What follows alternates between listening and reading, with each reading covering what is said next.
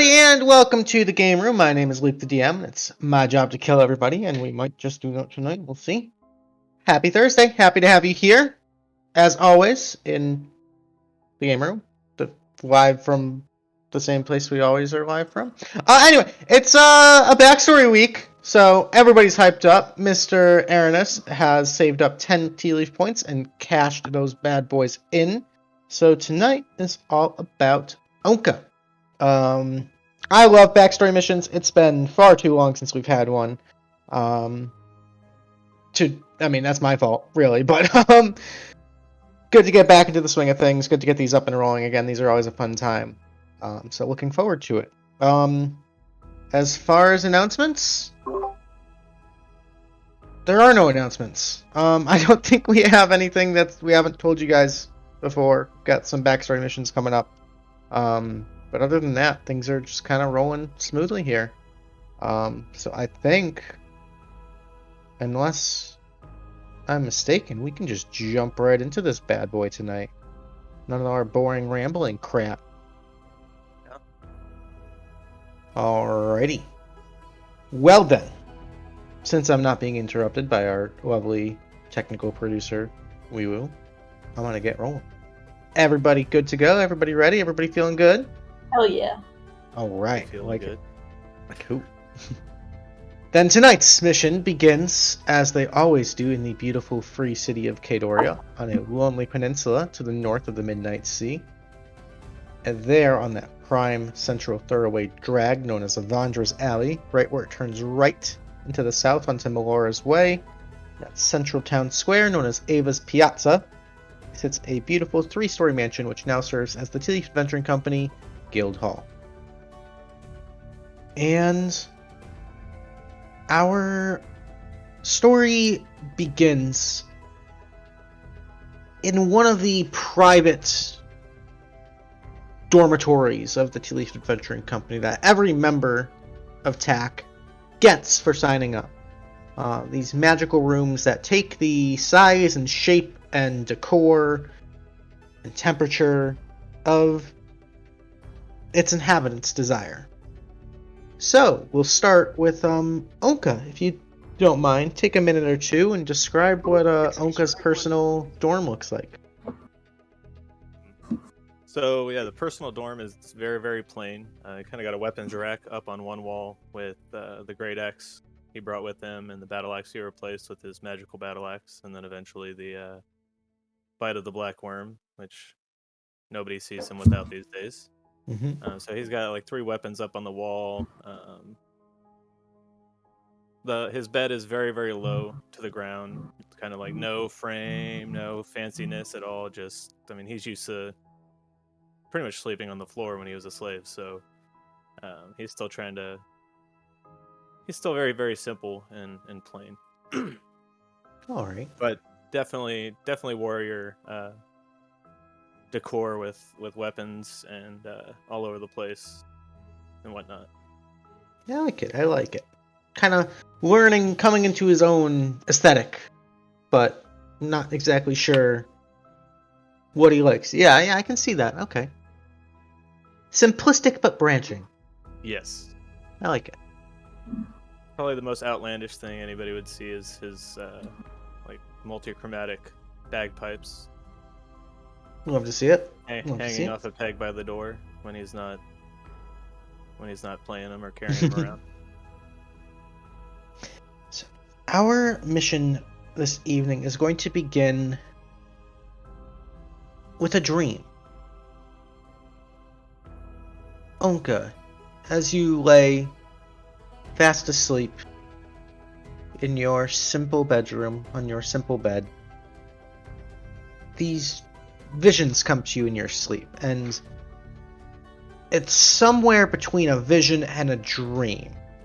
And you've had similar experiences in the past where you feel lucid, in control, self-aware, present, but the things you're seeing are beyond you, beyond physical reality, somewhere in that misty, hazy, dreamlike state. you find yourself waking up sore, tired, covered in sweat. And yet there's a chill in the air. This kind of icy wind blows through, kind of snapping you awake. You can see your breath fogging as you exhale, panting, heavy, like you've just exerted yourself. Sort of look around and your eyes kind of flash that bright green, almost snowblindness, disoriented for a minute. And in this slightly dazed state, the smells begin to hit you. That metallic, almost coppery tinge of freshly drawn blood.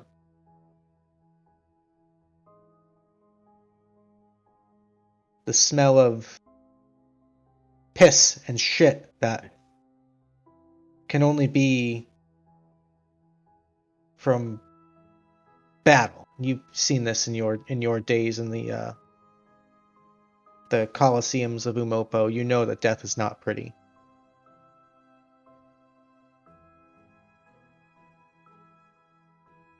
You come to and look around, and around you in this dreamlike state are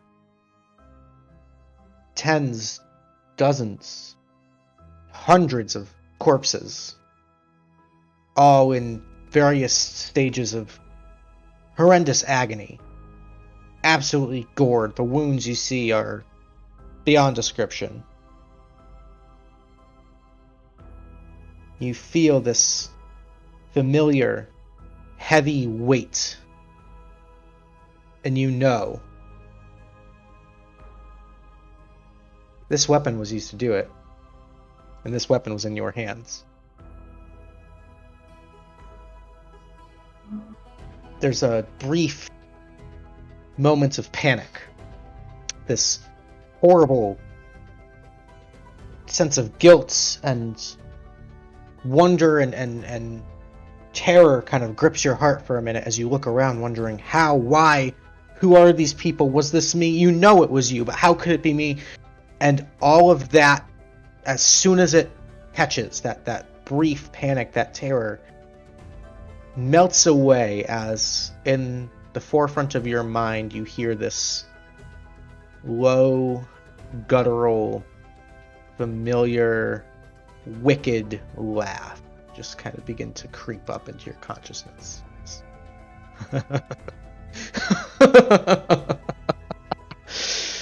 Yes. And as you hear the voice, you find yourself speaking, and the voice is your own. And beyond your control, beyond your own limitations, you hear the voice of the bite of the black worm melding with your own in this sort of almost akin to like that scene with Galadriel where she's freaking out, going all ring girl. You hear the voice of the black worm speak out to you, and through your own lungs, through your own breath, speaks. Look upon the glory of all that we have accomplished together. My champion. You see now the power that we wield together. I through you, and you through me. It is no accident that we were reunited. You know this feels right. You know your purpose. I call upon you, my champion. I promise you, great, great and terrible deeds lie ahead of you. Trust me. The time is nigh, and our enemies are on the move. They grow stronger with each passing day. And our tribe, our people, your brethren, need your help. Go. Travel. back to your ancestral home, far to the north, where the ice meets the sea, and the trees go broad and strong and green year-round.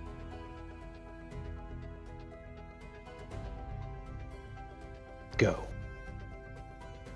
And with that, you feel yourself, that strain and exhaustion from hours it must have taken you to slay all of these hundreds of men, hits you all at once, and you find yourself just collapsing in exhaustion. And as you collapse in the streamlike state, you have that brief moment of panic where you fall into your bed and wake up in the state of shock, in a cold sweat. But you're back at the Tealeaf Adventuring Company. You're back in Kadoria. You're home. And you kind of take a minute to catch your breath and ground yourself, and you sort of stretch out, and you feel in the bed next to you this icy cold steel, the bite of the blackworm. And you realize you've been sleeping next to the axe. You've been holding the axe in your sleep. Ooh. Is that my cue? Leave it off with you. So I'm gonna kind of recoil, seeing that, and I'm gonna force myself out of bed, a little wobbly, just from, I guess, the realness of the dream, and just kind of unsteady and unsure. So I'm gonna kind of wobble my way down the stairs, kind of run to the bar, grab a bottle of rum, and just take a long swig. And kind of slam the bottle on the bar and just kind of start panting. You look around, and as you kind of find yourself in the lounge, it's morning. It's about maybe 7:30, 8 o'clock in the morning, relatively early. Perfect drinking time. Yeah, you can see some of your fellow guildmates down there, perhaps ordering breakfast, just relaxing, waking up, doing their morning routines. Okay. Yeah, I guess my plan was to just see if anybody wanted to react to my me bursting into the hall and running to the bar. Obviously, put off by something. I guess Willow's at a table, turns around like, Ownka, are you doing okay? Everything all right? No, yes, maybe. I just had a dream, except in the dream, I was whatever presence seems to reside in this axe. And together we had slain, was it hundreds or thousands? Yes. Okay. Hundreds, if not thousands, of corpses up in the frozen, what I'm assuming was the north, because that's the only direction I've gone where I've seen land like this so far. But it spoke to me in the dream. Through me, to me. Sounds intense. Did the presence seem, how did it seem? Was it calming, or was it? It was terrifying. Did it seem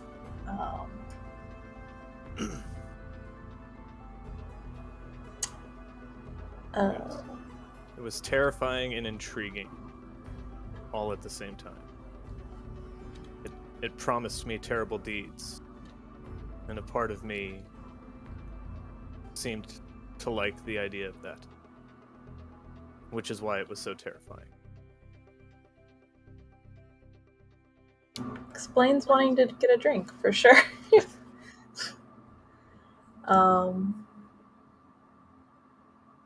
Shall we, I'll have a drink with you if you want. What do you like? Oh. Let's have Ted whip us up something. Yes. Yes. Bring it. So Bring Ted Willow in goes next over to episode. the bar, has Ted to whip us up some drinks.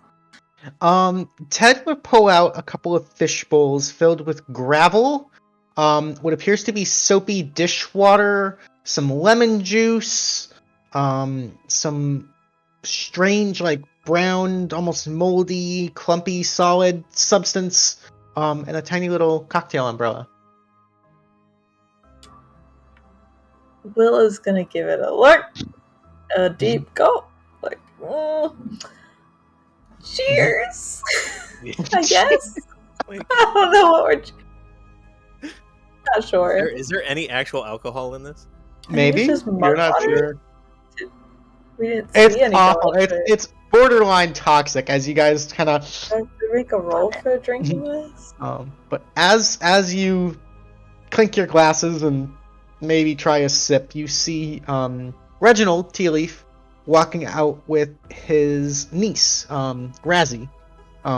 Reggie looking a little bit worse for wear, but still strong. And Razzie kind of excitedly darting back and forth, trying to take a look at some sort of scroll that Reginald is looking at, and they seem to be discussing something about trade routes in the north.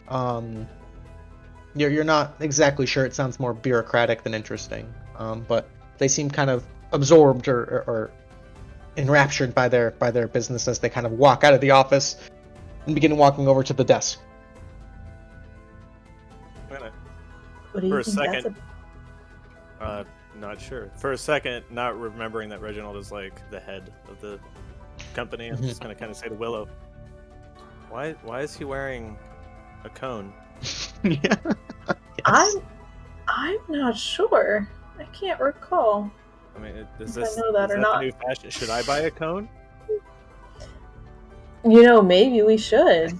If that's what Reggie's doing, maybe that's something he saw out in town that's catching on. Maybe Might- we can find Callie later. She might know. She would know, yeah. She would definitely. We can definitely go find her later. And at that moment, I'm going to kind of remember that A, Raz is from the north, and B, Reginald is like our leader. And as you eyes are have gonna that, pop open. as you have that realization that Razzie's from Bowis and from the north, that voice in your mind speaks out once more, just overwhelming your consciousness, and you hear that word, home. And Willow and anybody else in the room also hears Ownka just randomly in this deep guttural voice just mutter out the word home. And the room kind of goes quiet at this sudden and awkward outburst. Will I have realized that I said that, or would it have been like a blackout moment while the X took over? It would have seemed like a blackout moment, but the way that everyone in the room is now looking at you makes you realize something happened. No, yeah, that's kind of what I was getting at. Yeah. It's like looking around, I'd be like, "What did I do?" Sorry. As opposed to not knowing. He muttered foe or home? Home. Okay. H-O-M-E, home. Thanks. And then I lifted my hand into the air, and the tip of my finger went. Sorry. Ownka, phone home. So yeah, I'm gonna kind of look at everybody staring at me and say, "What happened?" We are home, Ownka. Oh, I- this is home, isn't it? What do I you mean, mean? I don't think he considers Omopo home anymore, do you? Why are we talking about homes? You just said home. No, I didn't. Yes, you did. We just took a shot, and then I asked about the cones, and then all of a sudden everybody was staring at me. Yes, because you said home. In a really scary voice, I might add. Reggie kind of just like shifts and just awkwardly begins to look at paperwork, and Razzie kind of caught in this little bit of like, kind of puts her hands up and kind of saunters on over to the bar and kind of sitting down next to you, Ownka and Willow. Hey guys, how's everything going? Oh, starting early this morning, I see. Okay, I'm about it. Yeah, Ted, I'll have one of whatever they're having. And Ted brings over this like beautifully ornate like strawberry lemonade. And oh, okay. I guess that works too. Kind of like starts sipping out of the straw. You don't want what we had, Yeah, probably not. unless you want some of the rum from the bottle I stole from the bar. I'm okay. How's it going? Is everything okay over here? You heard Ty call out from the other side in the room. I'll take a double! Oh, okay. Ted, get on that. Oh god. Ted just plants a hand on the bar, just full on comes and sits on the other side with his like legs just dangling on the bar. Just kind of looks and just. I'm just gonna give Ted a weird look and then kind of reach over the bar and grab a highball glass, fill it up for Ty, and All right, just set it there for whenever she comes over.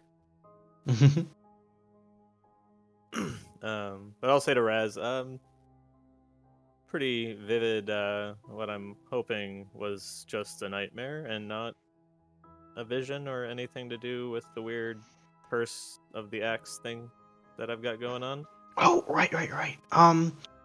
Well, you see, my dad always used to tell me that even in the silliest of dreams, there's often some sort of seed of truth or prophecy. So, I mean, maybe you should try, listening to it and seeing what it has to tell you. It's clearly some sort of part of your subconscious, right? That's, coming to the forefront of your brain or something. I don't know. I'm not a psychologist. Razzie Freud? Who? What? Penis? What? What? Well, so that's the thing, is I'd probably come to you. Marigold is still, out. Yeah, she's AFK from the... yeah, she's real busy. Yeah. Just making sure. Well, with Marigold's absence, you would probably be the person I would need to approach about what the axe may be showing me. Oh, yeah, I mean, if it has anything to do with, the Frozen Reach or any of the history there, I mean, I'm kind of been reading up a little bit, doing a lot of research in my downtime. Not that it's really downtime, but, yeah, if there's anything I can do to help, I'd be happy to. Just out of curiosity, would Ownka know that it's the tribe of the Black Wyrm at this point? Or would I just kind of have the visions and be extrapolating? That may be a better question for Weewoo. I would say yes and no. You've heard the name the Black Wyrm tribe before. You're not exactly sure what that is or what that means, but you know that the axe is clearly important to that. They share the same kind of name, so... So I do know the name of the axe. Yeah. Okay.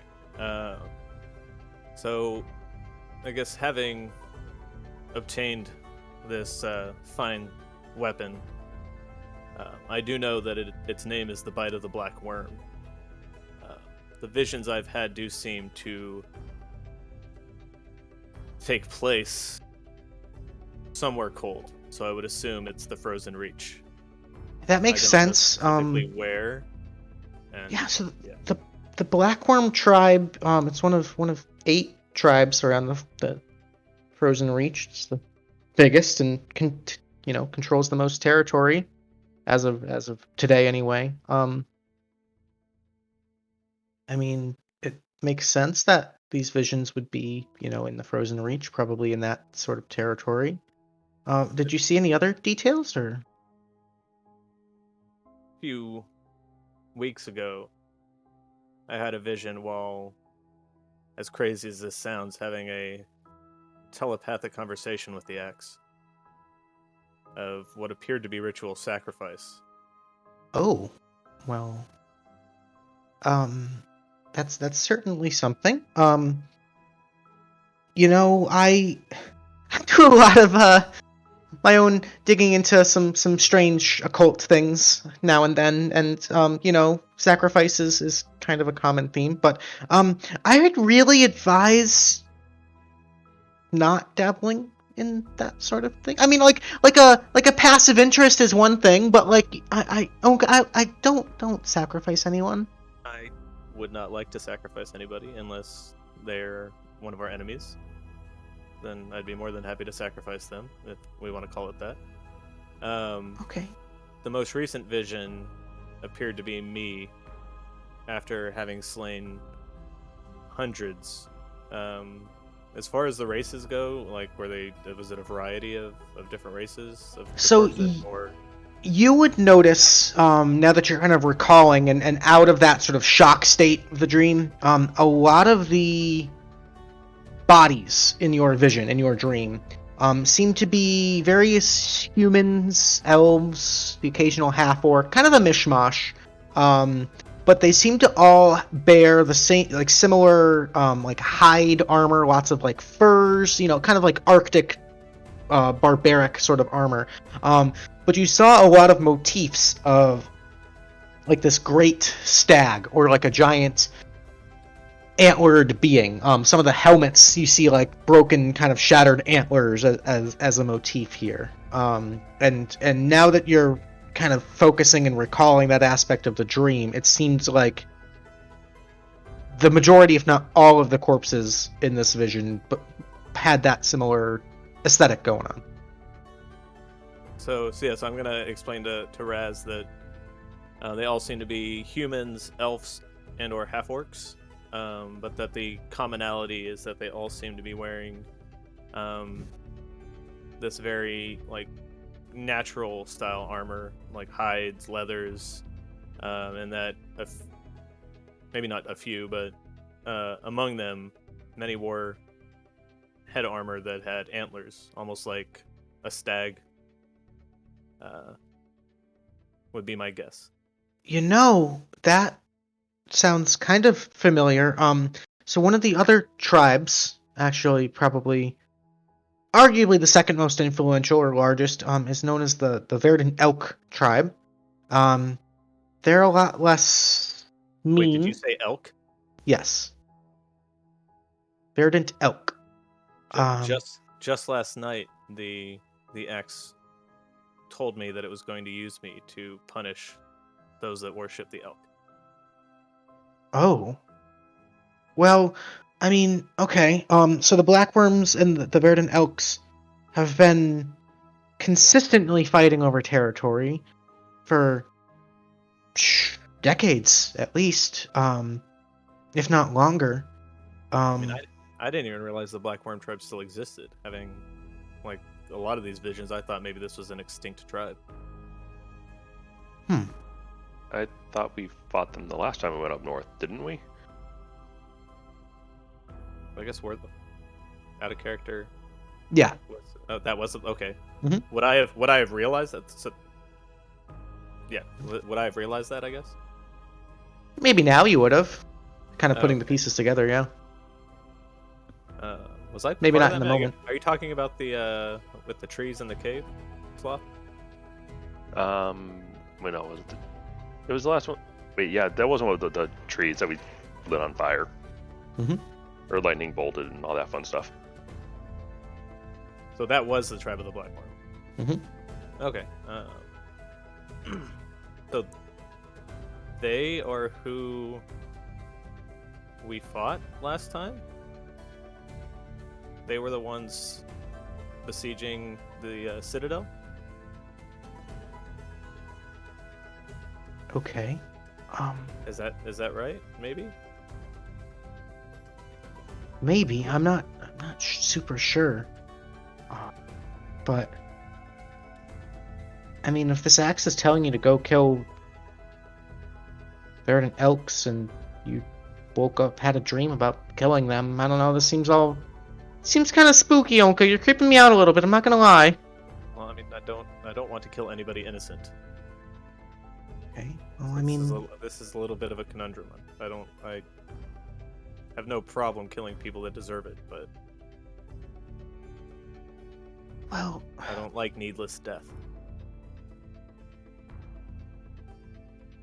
do you think we should go up there? And I don't know, I've never really, like, I've only read about these tribes. I've never actually, like, talked to anybody from any of them, really.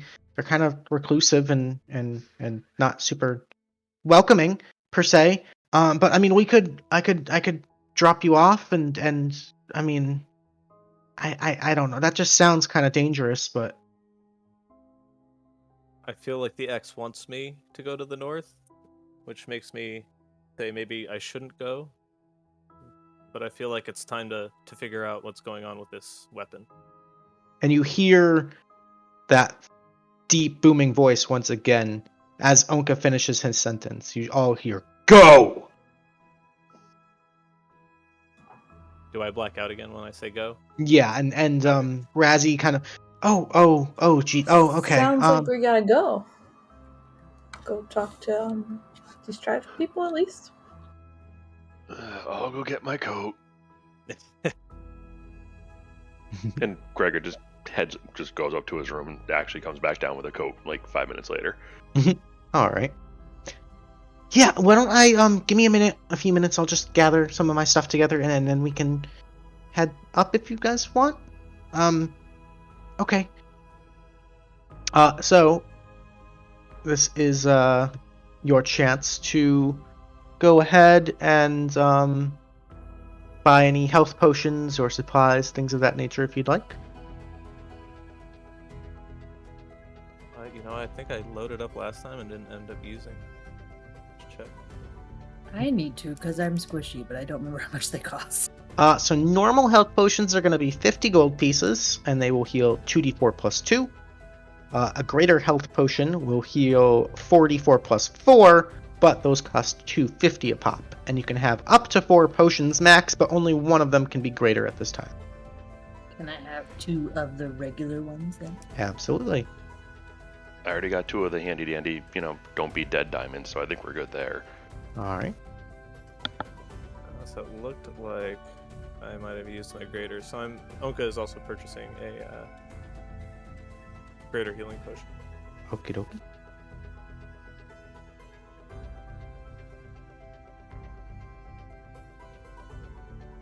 Our healer has been very quiet. Don't need potions. I'm all set as well. I come self-equipped. Alrighty. Then, after a few moments of gathering arms and armor and supplies, Razzie reconvenes back down in the lounge and goes, "Alright, everybody ready to go? I'm not exactly sure, where to go specifically, but I'm sure we can figure it out."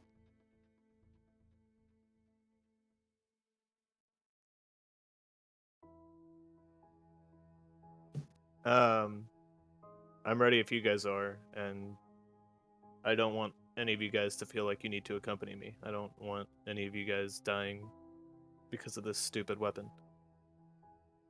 Ty throws back the double on the counter, somehow already packed and ready to go, and is like, "Where are we going?" Always up for adventure, Ownka. You came with me, but I didn't know who the hell I was, so I'm going with you. I feel like you knew who you were. It's okay, you were older then. Ciarenne whispers to Ty, like, I'm still not sure who he is. It's okay, I don't know who I am anymore either. Alrighty.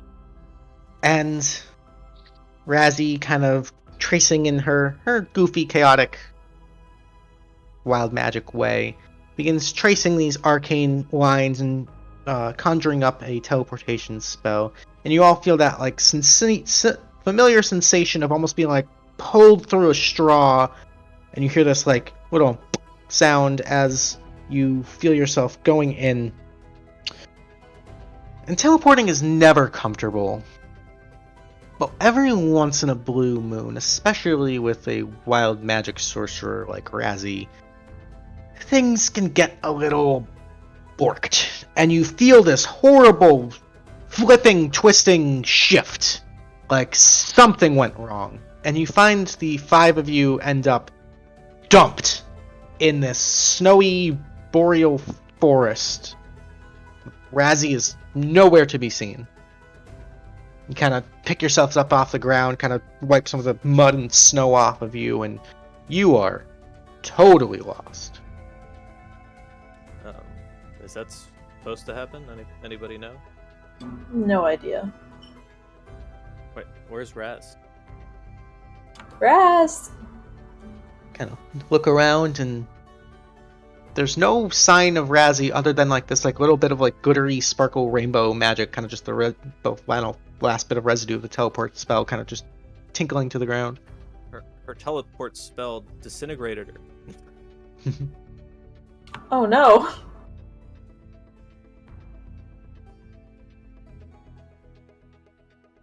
So now what?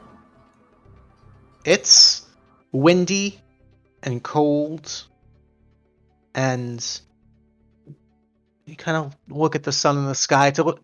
It's a little bit overcast, but you gather it's probably still relatively early in the morning. Does anything look familiar to me? Make a nature check, Ownka. Sorry for cutting you off, Pity. No, you're okay. Nature check. Ooh, this is one of my bad rolls.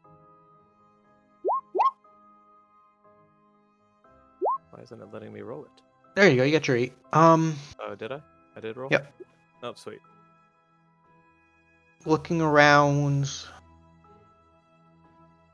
it seems vaguely familiar. Like you can piece it together that you're probably somewhere in the frozen reach. The landscapes and the types of trees and just the aesthetic of this landscape feels at least vaguely familiar in that sense. But as far as where in the frozen reach, you have no real idea.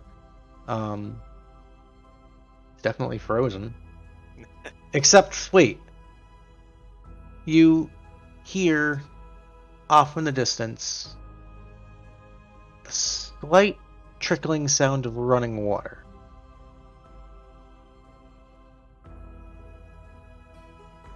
Off to the north somewhere.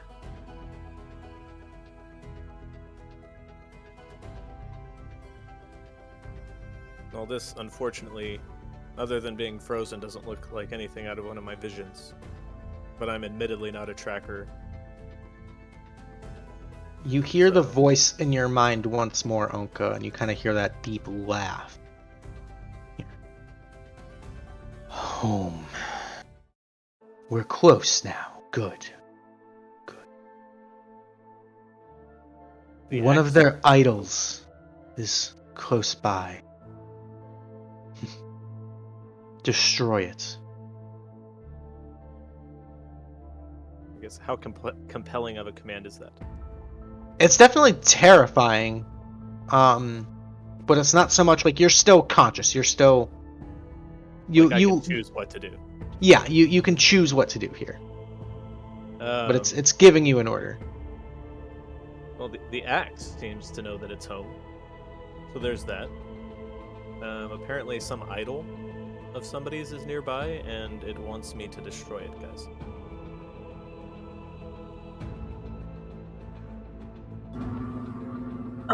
I guess we should go find it, huh?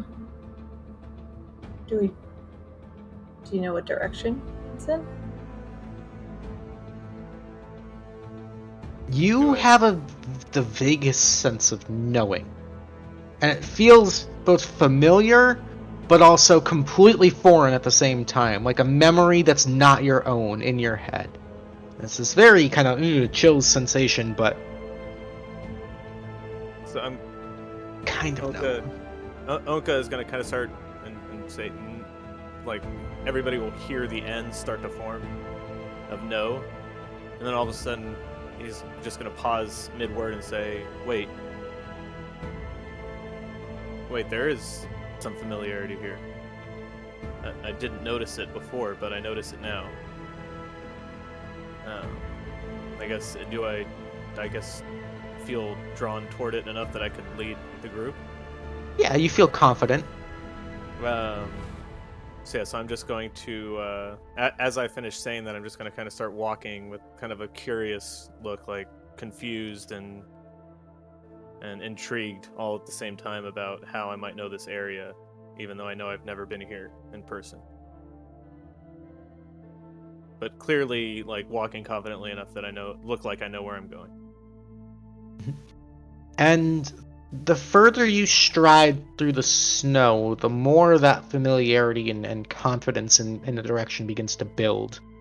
And the better that weight of the bite feels in your hand, and the more invigorated and strong and hungry you feel. Uh-oh. You guys watch as over the course of maybe 10 minutes or so, Ownka's stride goes from this sort of more cautious, confused, curious posture into this confident, chest out, strong, charismatic, mysterious, sexy stride in a direction as he begins just marching through the snow. Is this like barren wasteland snow or like mountain snow? It's like rugged hill, slightly rocky, like forest kind of Base terrain. of Mountain E? Maybe, yeah, like foothills.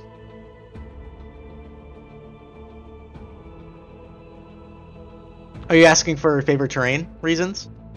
No, I was just. Oh no, I mean for Sorry. Maybe.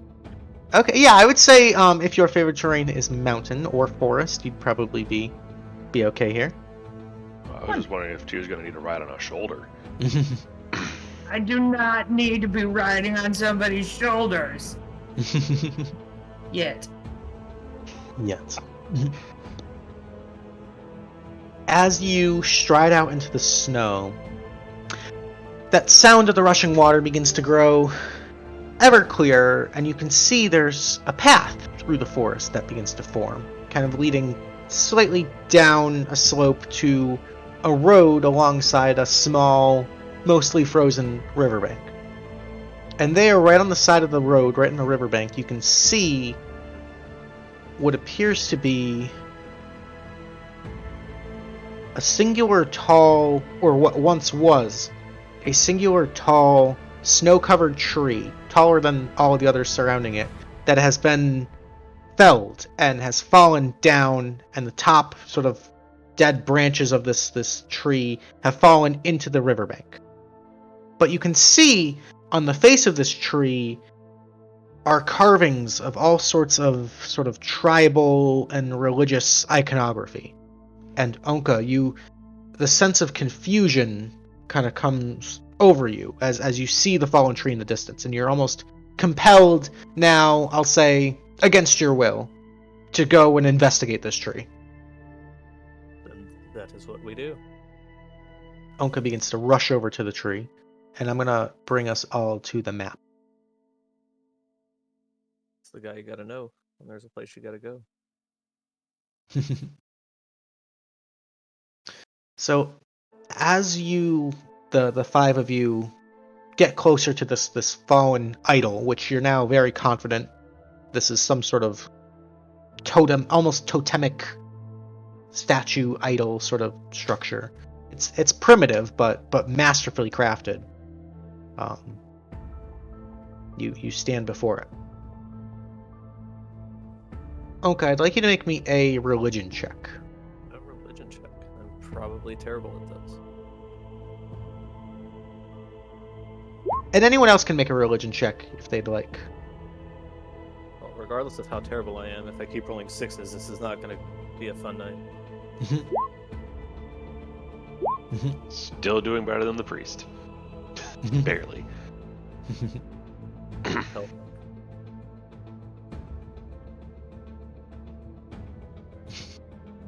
What the fuck are you guys doing? Jesus Christ. Alright. This was the real reason for the backstory mission, was Yes. the best butt pull. The best buttons. Wow. Yeah, these The symbols wizard is the are... best religious person right Yep. now. We're screwed. Oh, hey. Again. Wow. These symbols are depicting strange foreign deities and symbols that are pretty alien to most of you. But Willow, you kind of sense this pattern, or this almost language, almost this hieroglyphic type symbology with your linguist feet, kind of clues you in that this is some sort of a... It's still rough around the edges, and you're not exactly sure, but this seems to be some sort of like a waypoint or like a milestone that was made. You gather pretty quickly. You would think this has to be the Verdant Elks. This makes sense. This it all adds up. Okay. Guys, I'm gonna be right back. I had someone drop off a spare headset, and this thing is yelling at me, so I'm gonna go grab that really quick and plug it in. I'm sorry. I can't focus with this thing yelling at me constantly. Oh God, it's pink.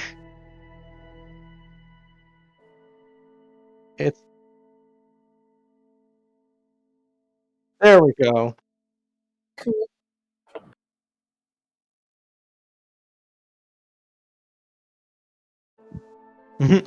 All right, give me 1 second.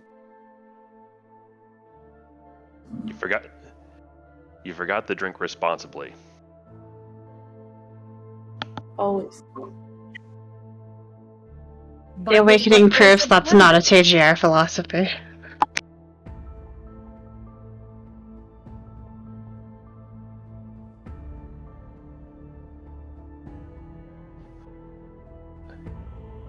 Alright, I'm disappointed by the lack of pink cat ears on that headset. Right?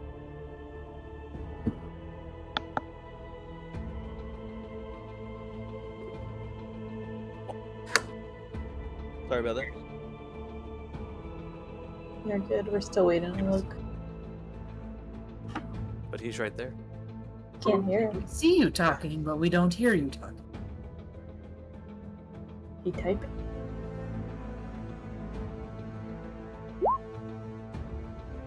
Discord. Alright.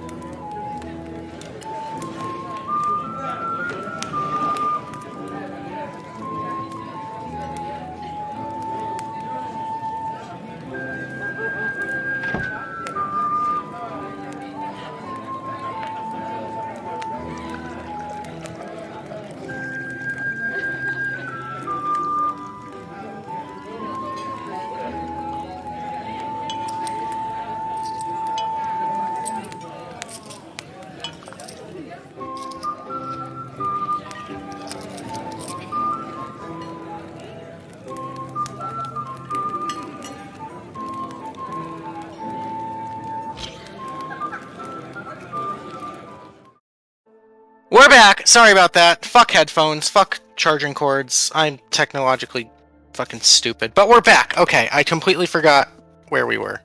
I believe... we all suck at religion tests. Yes, we were at a tree, but Willow was able to... Thank you guys for sticking out through that. Willow was able to discern through this sort of hidden hieroglyphic language that this is definitely some sort of waypoint marker for the Verdant Elks. I relay that to the group. Okay. And Ownka, you feel this sense of rage begin to build. This is yours to destroy. You're supposed to destroy. It's already destroyed. What the hell? I guess the group would see me just kind of take the bite of the black worm and just roar almost at the top of my lungs as I bring the axe down on the felled totem. Alright, as you smash down into it, that sound of steel against bark kind of echoes out. You hear off in the distance a war horn blow. Oh, fun stuff. And there's a second one that answers. Different, a higher pitched tone. And you look, and off to the north you can see, barreling in, marching in this war formation. Where are they? You see members of the Black Worm tribe charging in, and in response, some mounted, others running alongside at an equal speed. Members of a different tribe. And I need everybody to go ahead and roll initiative for me. Forget to click your token. Yes.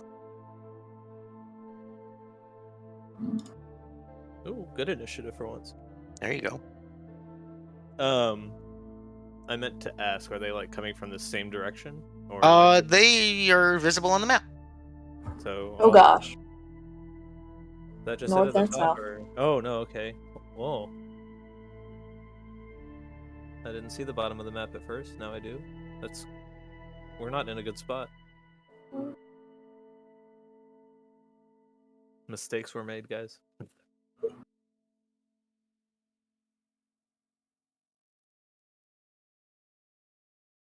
You guys can begin to discuss tactics if you'd like. As I finish rolling initiatives, take your team instinct. Figure out what you'd like to do. How in control is Ownka right now? You're in control. Okay, cool deal. Just making sure. Trying to figure out how evil I need to play him right now. So yeah, I guess after I like hit the tree with the axe, I kind of like regain my senses, or Yeah. okay. So yeah, I'm gonna kind of like look at both of the oncoming groups and kind of be like, well, I kind of put us in a bad position, guys. I'm not quite sure what the play here is, except to not die. Seems like a good plan to me. Yeah.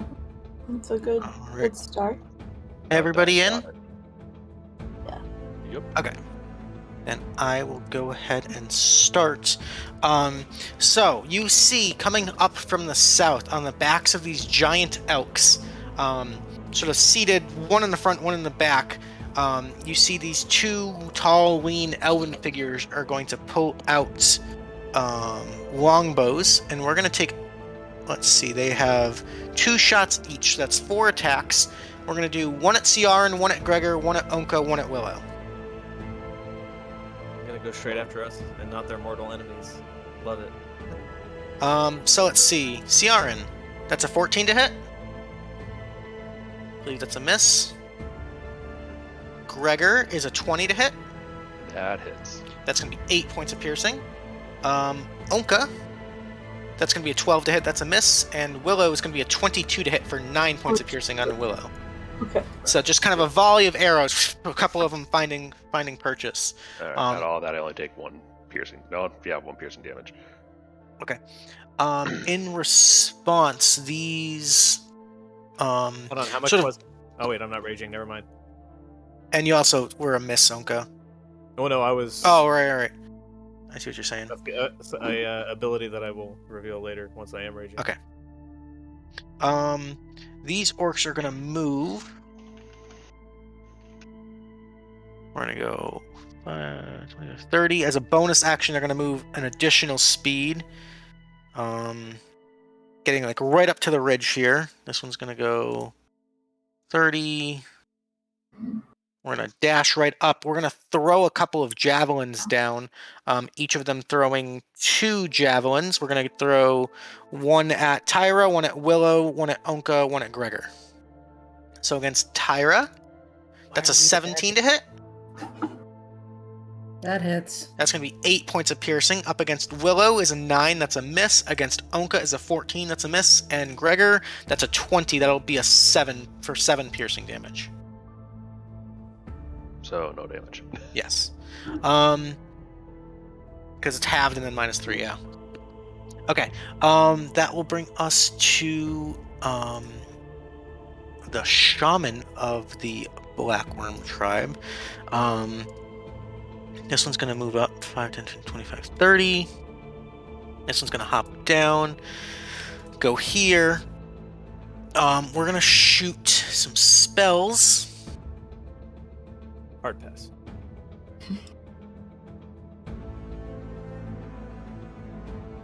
Never mind. We're gonna bonus action be aggressive and move. So it's gonna move here.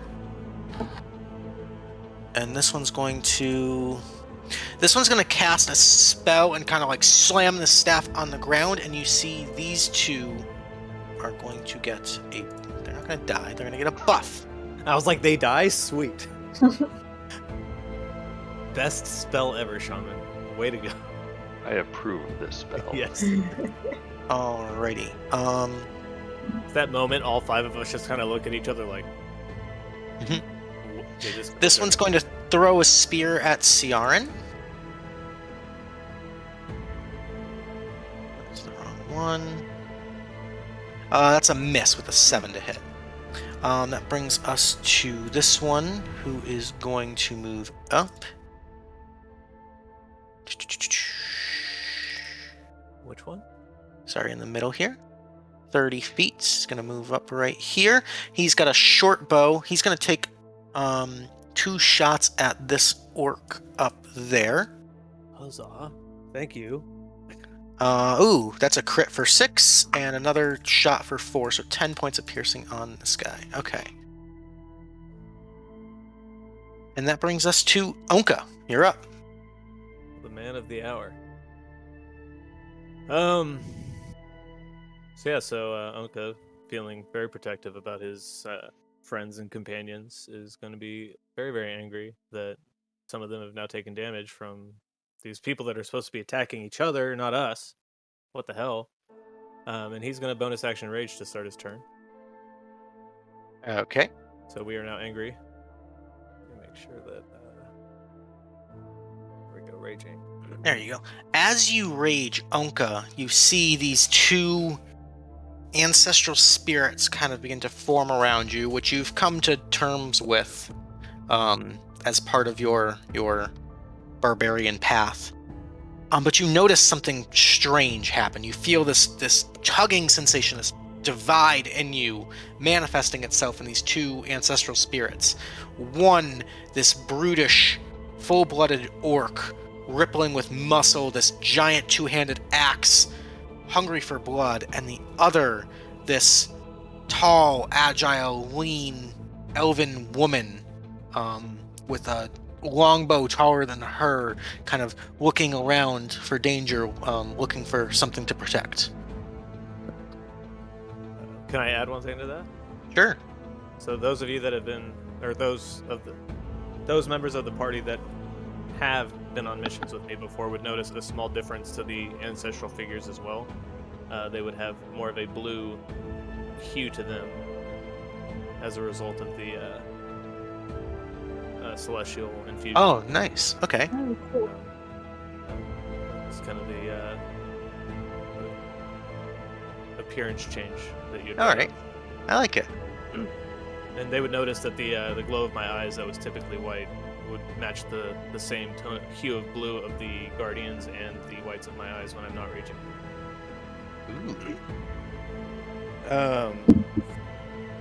And so that you said that's a ridge up here, right? Yeah, so there's a little bit of a height advantage there. How much? If I was to come underneath them, could I hit them? No, they're probably about like 10 to 15 feet up there. So I'd have to climb all the way up myself to get to them. What do I do? What do I do? Get the ruler out really quick. Find out. So I can reach him. Yeah, I would not be able to reach the top of the ridge without dashing. But I could reach the shaman, or what is this thing down here? Here, let me blow up the token for you. Appears to be a more heavily armored, definitely some sort of leader of this southern tribe, you would gather. Does the axe force me to lean toward attacking one side or the other? Yes, Nope. no? Okay. That's good. Except I still don't know who I want to attack. I guess. Which one was... He actually did... This one cast a spell to buff his ally. And this one cast a spell to buff his allies up here. This one dashed? That one threw a spear at Ciarenne and missed. And then did this one hit anybody? He shot these two up here. Oh, he shot at the orcs. Yeah. Alright, so then we're attacking this guy. Okay. I'm going to kind of run in. Just want to double check really quick. Okay, so... yeah, so we're angry, and we... Well, I guess I never said I didn't have my shield on. So this, yeah, it's going to be one-handed. We'll go reckless, why not? Okay. No extra barbarian in this game. So, bite of the black worm, one-handed. Oh, I don't know what it rolled. Did it roll normal or at advantage? That's a normal roll. It did not give me the option to pick. Oh, I see. Oh, no. Still not There we here. go. So we'll take the 17. 17 is a hit. So that's going to be 10 points of damage there. It's 10... Oh, It's no, got the 2 in there for rage, yeah. They must have changed something about D&D Beyond because that is not how it used to come through. Yeah. Alright, so let's try that again. Let's see if I can get this at advantage. Here we go.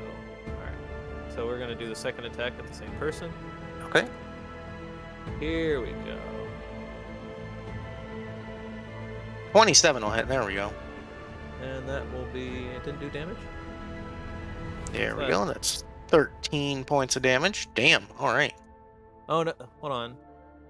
I don't think the one hand had the rage in there. You're right. You're right. So it's an extra...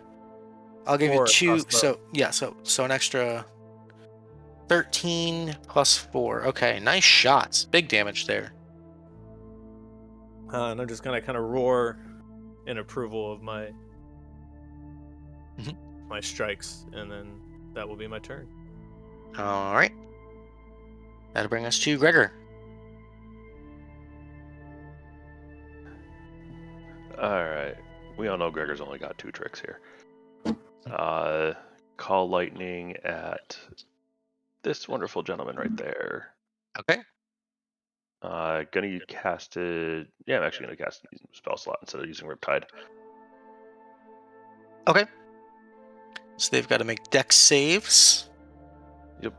These are the blades. Okay, so dexterity saving throw. First one is a success with a 15. Second one is a success with a 16. So they're going to take half damage. So they'll both take 9 points of lightning damage there. Alright, and why can I never find the class thing? Because I think I can knock him back with that.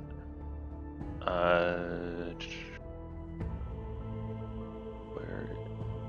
Yep, and push him back 10 feet too while you're at it. Okay. So as the lightning strikes, it strikes on the cliff in between them and actually begins to crumble the cliff downwards, and they both kind of instinctually leap back and end up in their 10-foot positions there so as to avoid falling. Yep, and I'm just going to take a 10-foot step back. Okay. That's it. us to these smaller elves on the front of the elks are going to both yell out in Elvish to whoever can understand. They'll yell out, "Die, Blackworm filth!" And they are going to shoot out a couple of bolts of fire, one at TyRah and one at Willow. No. So at TyRah is going to be a 15 to hit. And That at hurts. It does. so a hit against TyRah is going to be 7 points of fire damage, and that's a natural 1 against Willow, so that's a miss. And that'll bring us to TyRah.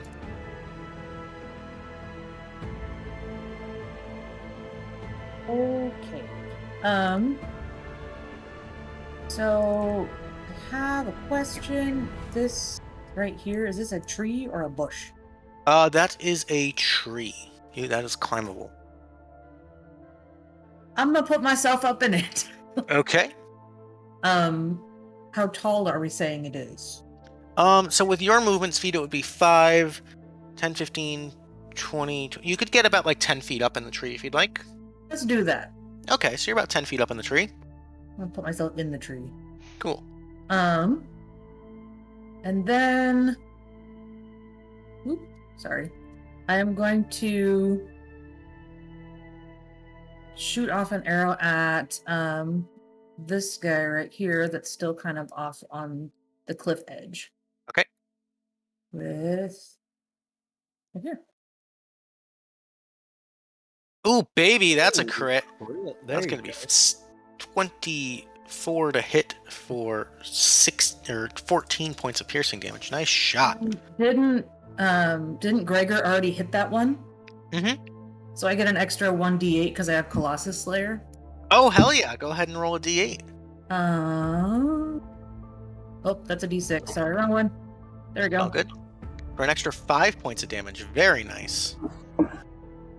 Rangers, baby. They're back. As long as I'm in a tree, then we're good. And can I take one of my healing potions as a bonus? So that's Okay, then I 2d4 will- plus 2. Okay. Big Sorry, rolls. moving all the buttons. There's my Big rolls. 2d4. No whammies. That'll be So 6 health back to I will take it. TyRah. And then I'm done. Alrighty. The giant elks are going to charge forward on their turn. Come on.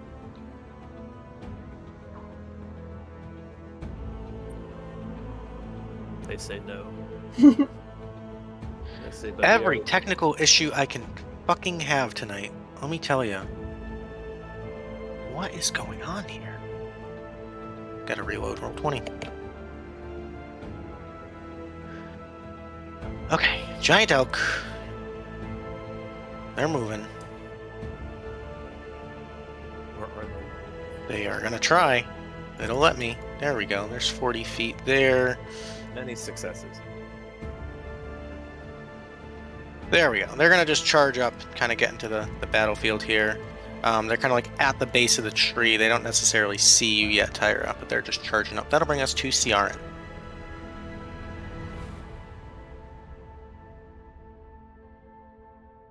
Eldritch Blast this one right here. Okay, kind of focus firing that one guy. Good Yeah. strategy. A 15 is going to be a miss, unfortunately. Okay. And you get 2 blasts, yeah. The 16's also a miss, believe it or not. These guys are fairly tanky. okay. And then I use my bonus action to do a healing word on Ty. Okay. That'll be Sure. 5 health back to TyRah. And that's it. Okay. That'll bring us to the Chieftain, who's going to angrily stomp his way over, and as an action, he's going to let out this vicious war cry. So all allies within 60 feet are going to be affected by this. Oh, I closed all my character sheets. God damn it. So we're going to use our battle cry. Gains advantage on attack rolls until the start of its next turn. Okay. So I'm going to give a red dot to everyone here. He is a creature that he can see. And Ownka, interestingly enough, you find yourself being benefited by this as well. Ooh. There we go. What does it do? You have advantage on attack rolls until the start of the Chieftain's next turn. Cool. All right, that'll bring us to Willow, keep catching up the rear. Okay. So who has the advantage? All the guys No. with the red dots. Red dot. Red dots, yeah. Oh. The war chief Okay. kind of like ran up and gave like a rallying cry. Do we know what the two tribes are? You know? I feel like you mentioned them, but I just can't recall. The northern ones, Willow would reckon, are the Black Wyrms, and the southern ones are the Verdant Elks. Okay. They're trying to destroy the tree. Or the tree was the Verdant Elk tree or Yes, something? correct. Yeah. Okay.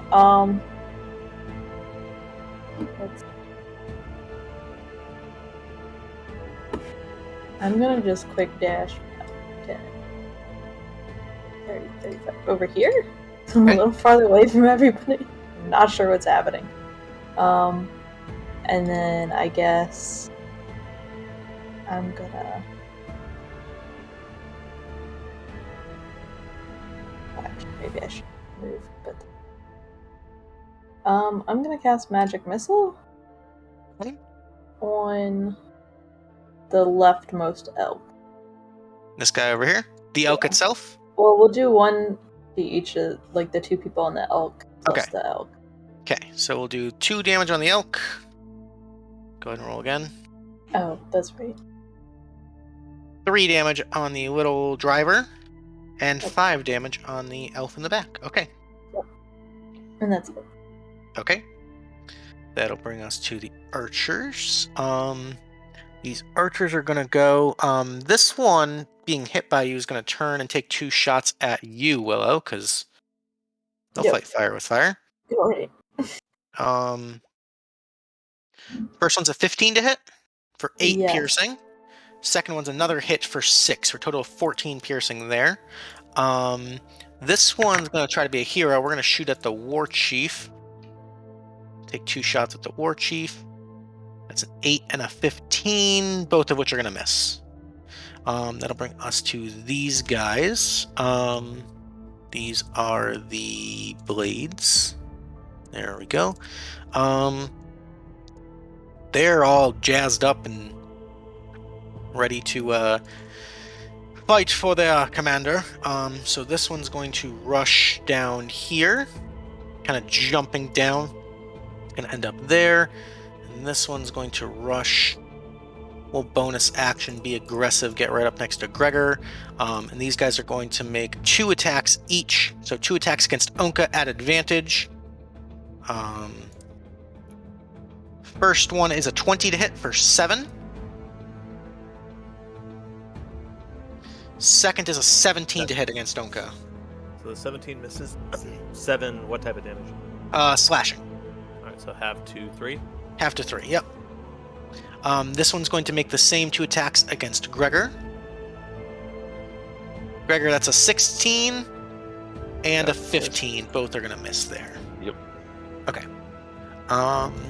The shaman, the orc shamans, these are the eyes, are going to go. And this one is going to make a series of attacks against Ownka at advantage. We're just going to make a couple melee attacks here. First one is going to be a 24 to hit for 6 half to 3. Second one is going to be a 9. It's going to be a miss. This one is going to move up onto the ridge here. And it's going to cast a spell at Ciarenne. Ciarenne, I need you to make me a wisdom saving throw.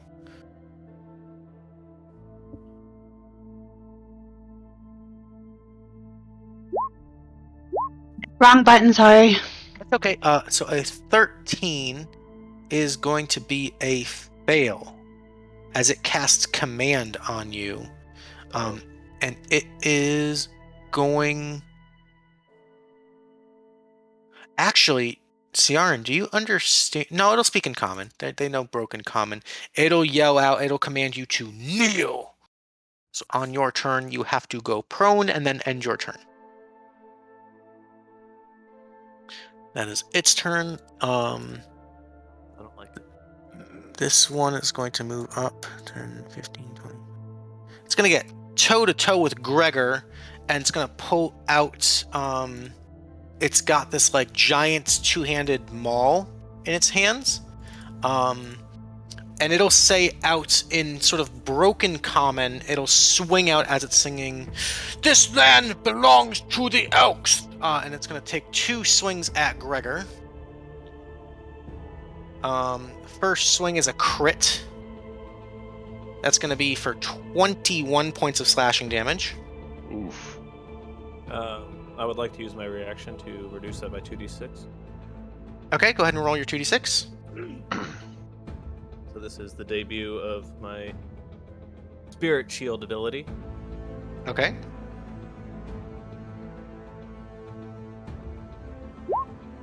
So reduce that by 7. All right, so instead of 21, that would be reduced to 14, halved to 7, minus 3. That doesn't get halved. That's just -3. Okay, minus 3 then. I'm going to 11. use my reaction to have him make a dex save. Okay. Wrath of the Storm. He's going to get a DC 20. 14. He's going to get a 24 on the dex save. Good lord. So he still is going to take half of 2d8 damage. Okay. So he will take 4 points of lightning damage. Okay. And he's getting blasted back 10 feet. Okay. All right, so he yells out, "This land belongs to the Elks!" Comes up, gets a nice solid swing, and then kind of gets blasted back in between the 2 Elks. That'll be his turn. That'll bring us to Ownka.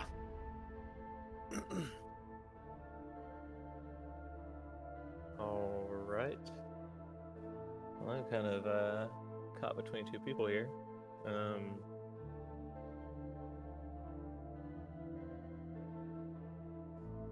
Let's see, what do I want to do? So we're gonna go ahead and eat an attack. Oh wait, I need to go to the other mode. We're gonna move out of melee range of the Shaman. Okay, he's going to take an attack of opportunity. That's going to be a 23 to hit. Okay. So that'll be 9 points of piercing halved to 4. Just to kind of get closer to the rest of the group. And I am going to go ahead and take 2 attacks. I guess not recklessly because I already have advantage. Sure. With our Bite of the Black Wyrm. So attack number 1. Oh, crit. Very nice. Yeah, so that'll be Plus 6 plus 2, 15. 15 points right there. Very nice shot. And then Yep. attack number 2. The same guy. 27 for another 9. He's looking very rough. And that is going to be my turn. I don't have any good bonus actions. Alrighty, that'll bring us to Gregor. Gregor's just going to point Riptide back at the elf that swung out to him. It's like, "I'll deal with you in a minute," and just slams into the orc next to him, or whatever it is next to him. Sure. Come on, dice don't suck. That's not going to cut it. 13's going to be a miss. Alright, and that's going to be it. Okay. The druids are going to go. This druid is going to see TyRah up in the tree and is going to shoot a little firebolt at her. That's a 10, so that's a miss. But you see some of the branches begin to those nice dry winter branches begin to start burning next to you. The other one is going to go ahead and shoot a firebolt at the one behind you, Gregor. And it's kind of ambiguous whether or not she's shooting at you or at the orc, but she does manage to hit the orc with a crit. Minimum damage crit for 2 points of fire damage. A crit's a crit. We'll take it. Alright, that'll bring us to TyRah in the tree. Okay. I think that worked fairly well last time. Let's try doing that again. So I'm going to hit this one right next to Gregor, I think. And we're Okay. going to do the same thing.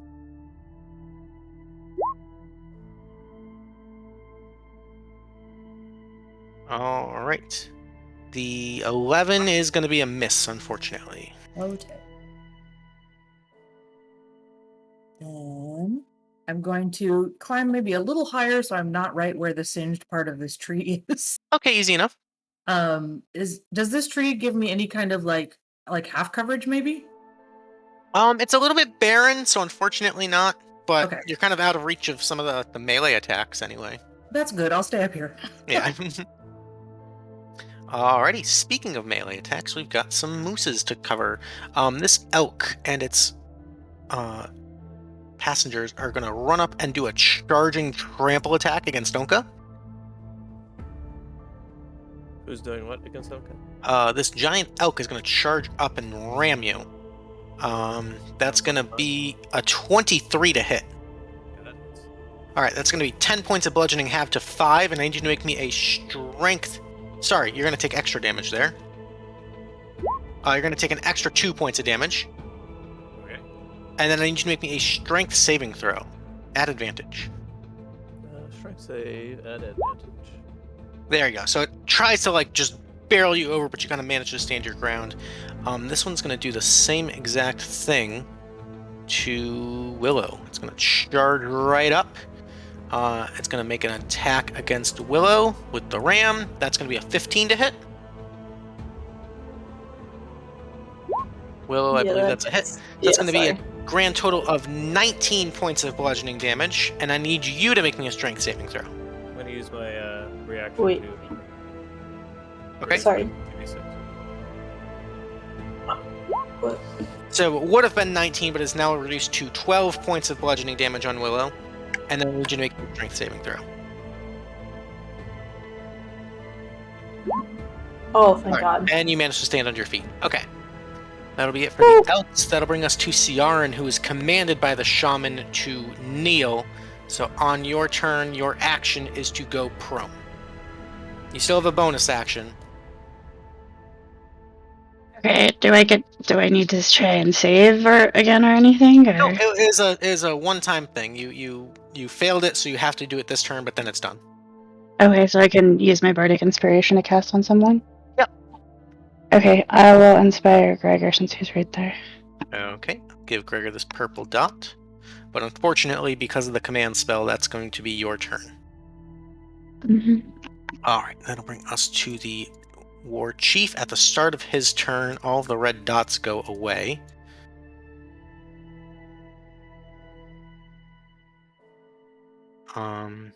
He's gonna get right into it. Where is he? He is the chief. We're gonna move up. I'd prefer if he didn't.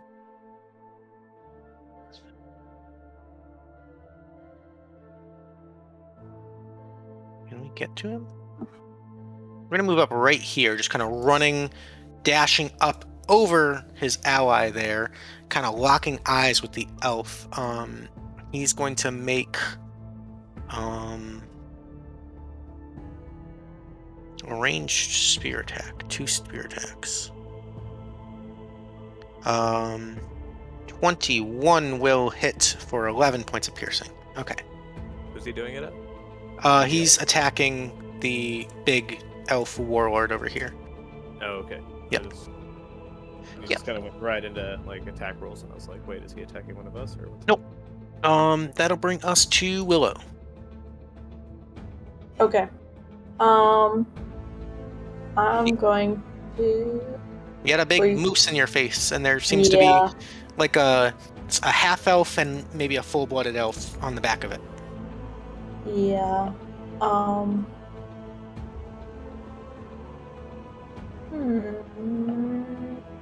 Yeah, I'm gonna pull out the codex and I guess I'll just go all out and cast Fireball at him. Okay. I think Ty is just in that 20-foot range if we center on the elk. So I'll sculpt around her. If that's the case. Do you want to hit these 3? Yeah. Yeah. So So you I'll can sculpt sculpt. around her. All right, but remember that Susan can't sculpt. Yeah. But Susan doesn't have to do it exactly the way I did, right? Correct. So that's up to I'm just get these guys out of my face. Then I guess I gotta hit again, don't I? Okay. Yeah, so go ahead and roll. So the first one is going to hit all 3 of them. So the giant elk is gonna fail. The giant elk will take 29. The giant elk's gonna roll for Susan's. It fails. It's gonna take 30, and the giant elk is dead. Cool.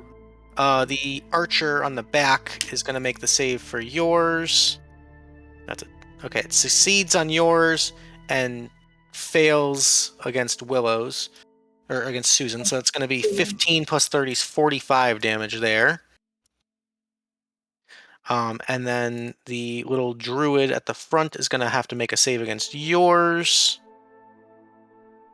which he fails, is going to take 29, and he's dead. So this one's dead. Okay, there we go. Okay. That's it. Cool. Okay. And then what was that? So putting in work. And then I would like to drink a healing potion. Sure. So it's 2d4 plus 2, right? Yep.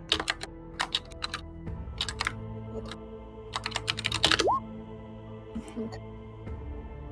Bad potion. That's it for me. Alrighty.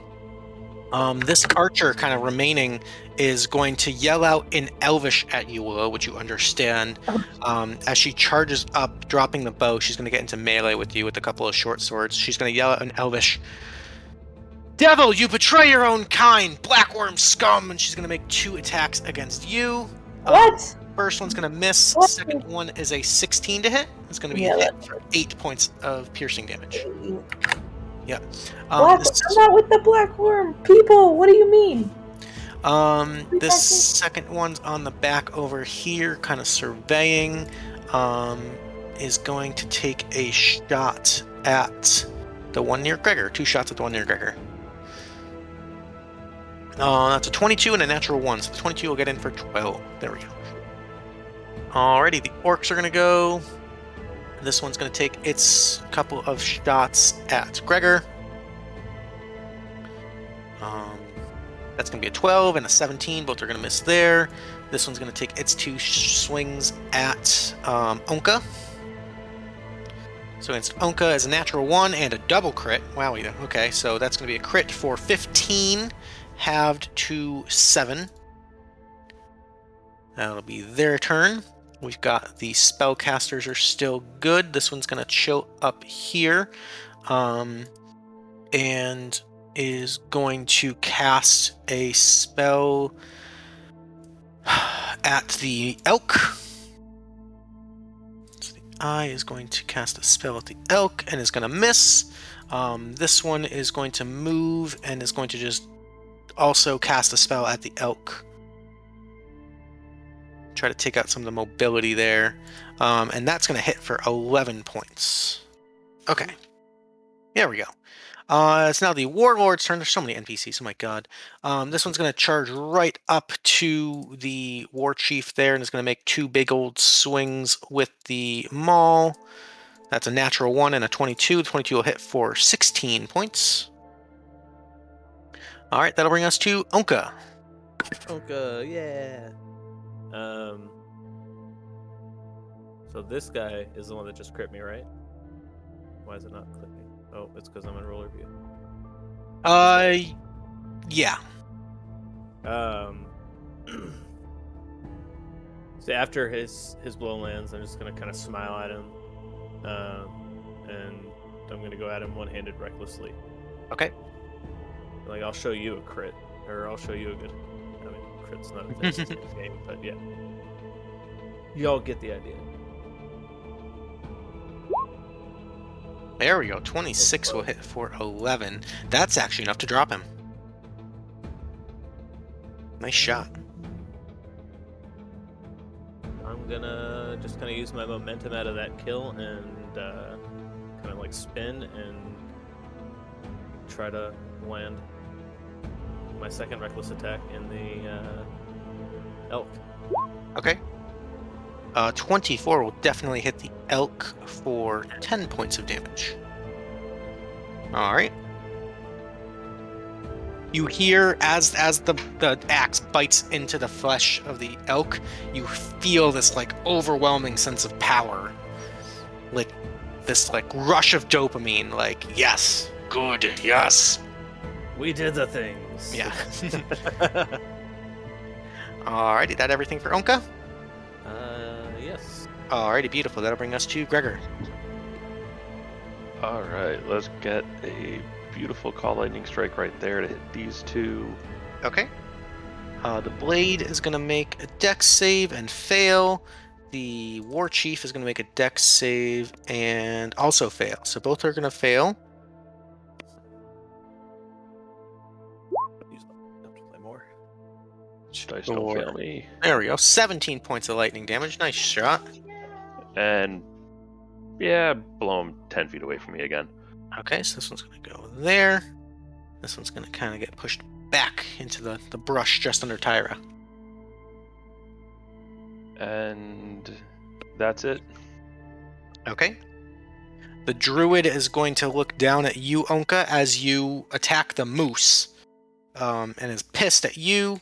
It's going to go ahead and let out a thunder wave at you. So I need you to go ahead and make me a Constitution save. Con save. Let's go. As I walk around the house. Mm-hmm. Not at advantage, right? Yeah. No, just straight roll. That's a failure. You're going to take 10 points of thunder damage and get pushed back 10 feet.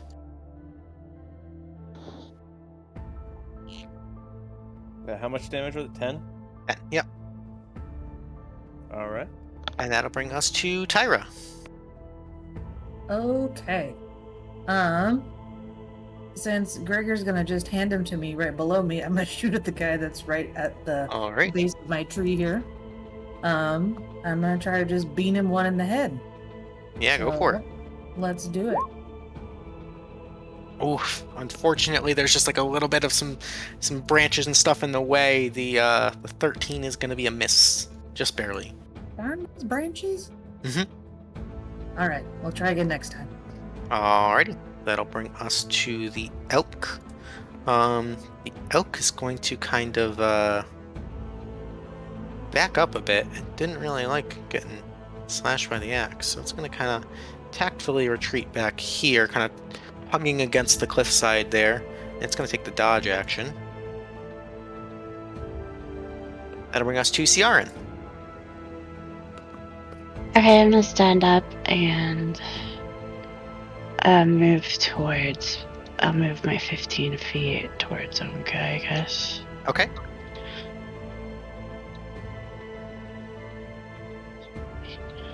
And I will healing word him because he's not in my range.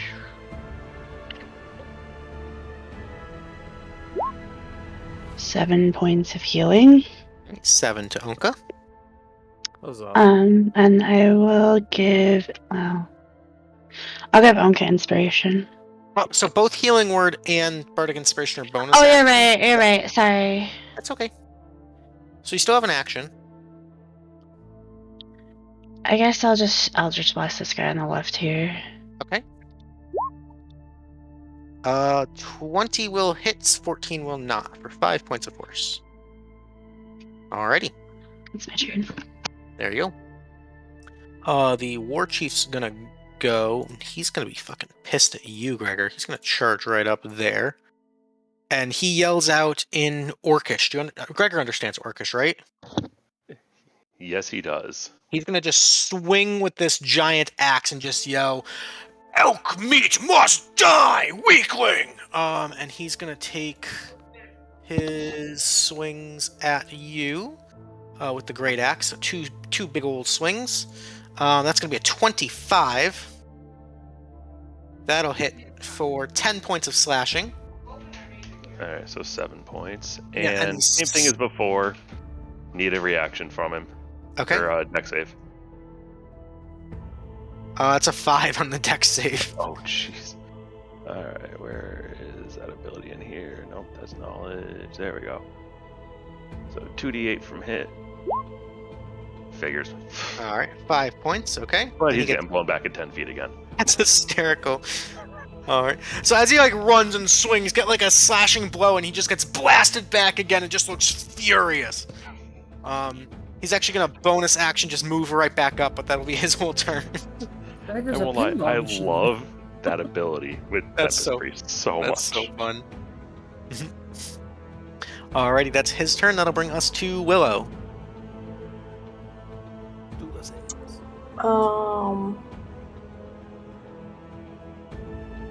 I am torn, but let's see. Okay. I'm just gonna. Oh.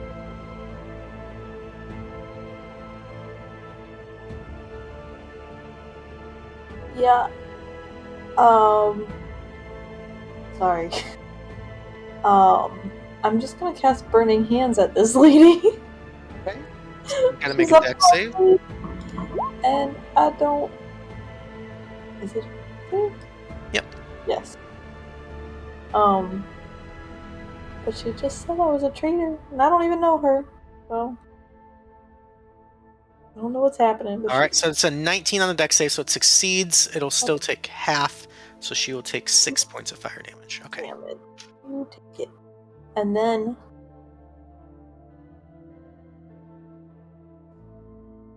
I'm gonna bonus action drink my greater healing. Okay. So is that one? That's 4d4 plus 4. Roll. Alrighty, so it's 15 health back to Willow. Very nice. That'll bring us to the archer, who's going to try to undo all that right now. Yeah. She's yelling all sorts of elvish curses at you. Cursing like that. One hit for 25 is going to be 7 points of piercing. And that'll bring us to the blades. One of the blades is dead, but we still got one up right there. This one's going to charge in at the elk. Or actually, it's going to attack the druid up on top of the elk, because the elk's kind of dodging. So we're going to attack the druid with our two-handed longsword. 22 and 12. Both of which are hits. Actually, just going to straight up decapitate this little tiny druid right there. That'll be his turn. The shamans are going to go. This shaman's going to take a strike out at Ciarenne. Battle of the spellcasters. That's an 11 against Ciarenne. That's a miss. This one's up here, kind of being the spellcaster buffer guy right there. Doing his job. We are going to cast a command at Ownka. So Ownka, I need you to make me a wisdom saving throw. Oh god. The saving throw that got me into all of this mess. 16 is a success. So you hear the command in your mind, and you're so focused on the blood fury that you just ignore it. What was the command? Do I know? It would have been to kneel. Same thing he did to Ciarenne. Okay, so that's his turn. That's going to bring us to the Warlord, the elvish guy. Kind of sees you ganking the war priest, or the chieftain there. He's going to come in, kind of get into a flanking position, take 2 swipes out the maul. First one's a miss, but the second one is a 20 for 17 points of slashing damage. Big damage there. That'll be his turn, and that'll bring us to Ownka. Just out of curiosity, with the command spell, would I know where the command came from if I at all? Or, Yep, it would be this guy. But I would realize he was the one casting at me. Like, it wouldn't just kind of be like, oh, somebody tried to mess with my brain. Yeah, you would know. Okay. Well, in that case, that's going to change just a tiny bit my plan. So I'm going to move in this direction. Actually, we're going to go... Can I get here without taking... Yeah, I can get right there, right? Yep. Nobody gets an attack on me? Correct. So my plan is, as I'm running, the whole group would just see me kind of nonchalantly, like, chunk one of my hand axes up at this guy. Okay. So at disadvantage. At disadvantage, because it's not the good weapon. It's not that good. 13 is going to be a miss. On the shaman, dude? Ugh. Yeah. And then as I get up into this position, I'm going to turn and do a one-handed attack at the guy that attacked the elk. Okay. So this one, because I didn't do my first one reckless, just a normal roll. 20 will hit. Oh, Or- that's 8. That's actually a kill. Woohoo! Nice. And that will end my turn. Ownka, as you take out this orc, you can kind of see your ancestral spirits kind of being pulled and like almost joining the battle, and you can see that the orcish one kind of standing alongside the war chief and the elvish one kind of backing up the warlord there, almost on opposite sides of this battle. Ooh. That'll bring us to Gregor.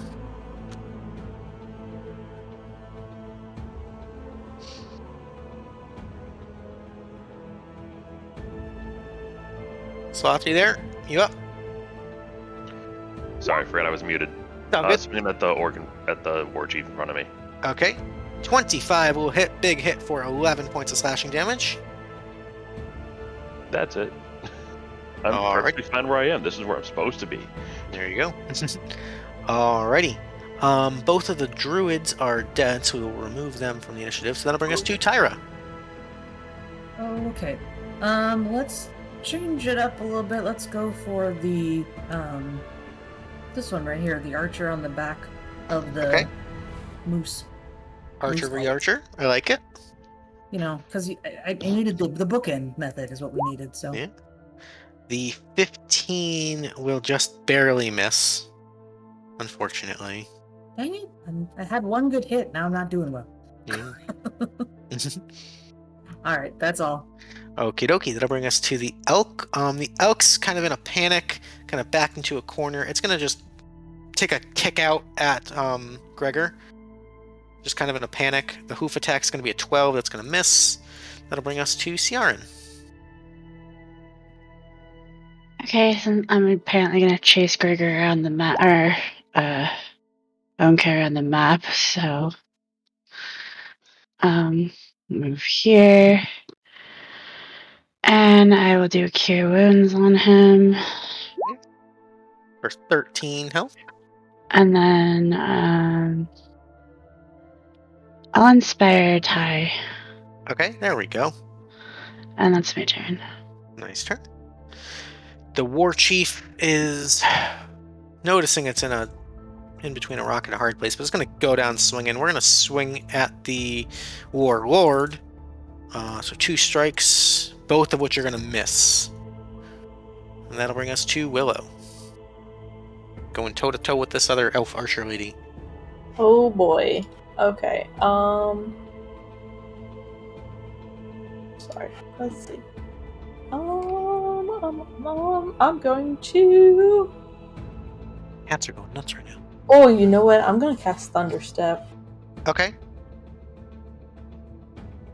and get Bippity Bop out of there. I think that's like a crazy amount of feet, doesn't it? Yeah. Yeah. I think it's 90 feet. Yeah, 90 feet. Okay. So with that, Sure. yeah. So with that, I'm going to. Sorry, I think it's like about boop over here. Okay, he's going to make a con save and fails. Heck yeah. Get it. So he will take the full 14 points, and you will regain half that much. Oh, sweet. Your Sanguinesti staff. Heck yeah. Thank God for that. Little blood magic action going on. Alrighty, anything else for Willow? No, that's it. Alright. You hear the Elvish word, the loosest translation is dirty bitch, as you teleport away. But she's going to run up, scoop up her bow, and kind of take a knee and crouch. She's going to take a shot up at this orc up here. A couple shots, actually. 19 will hit, and a natural 1 will miss for 12 points of piercing there. And he's going to make a concentration check on the bless, which he succeeds on. Okay, that'll bring us to... the blades are all dead, actually. Both of those guys, yep, they're dead, so they're out of initiative. So that'll bring us to the casters. This caster's going to move right up on you, Willow. He's going to take some strikes there. Oh boy. Because war is confusing, and you're an elf. How dare I be that? That's going to be a 23 to hit. Okay, yes, that And you're going hits. to take 17 points of necrotic damage. Good lord. The other one up here is going to return the fire on the archer. That'll hit the archer for 12. That actually kills the archer. Okay. Not looking good for the Verdant Elks. Actually, not looking good for either side, really. A lot of casualties here. That'll bring us to the Warlord, who's going to just try to finish off this War Chief. 2 big old swings. That's an 18 and a 12. The 18 will get through for 15 points of bludgeoning. And this War Chief's looking pretty worn out. So that'll bring us to Ownka.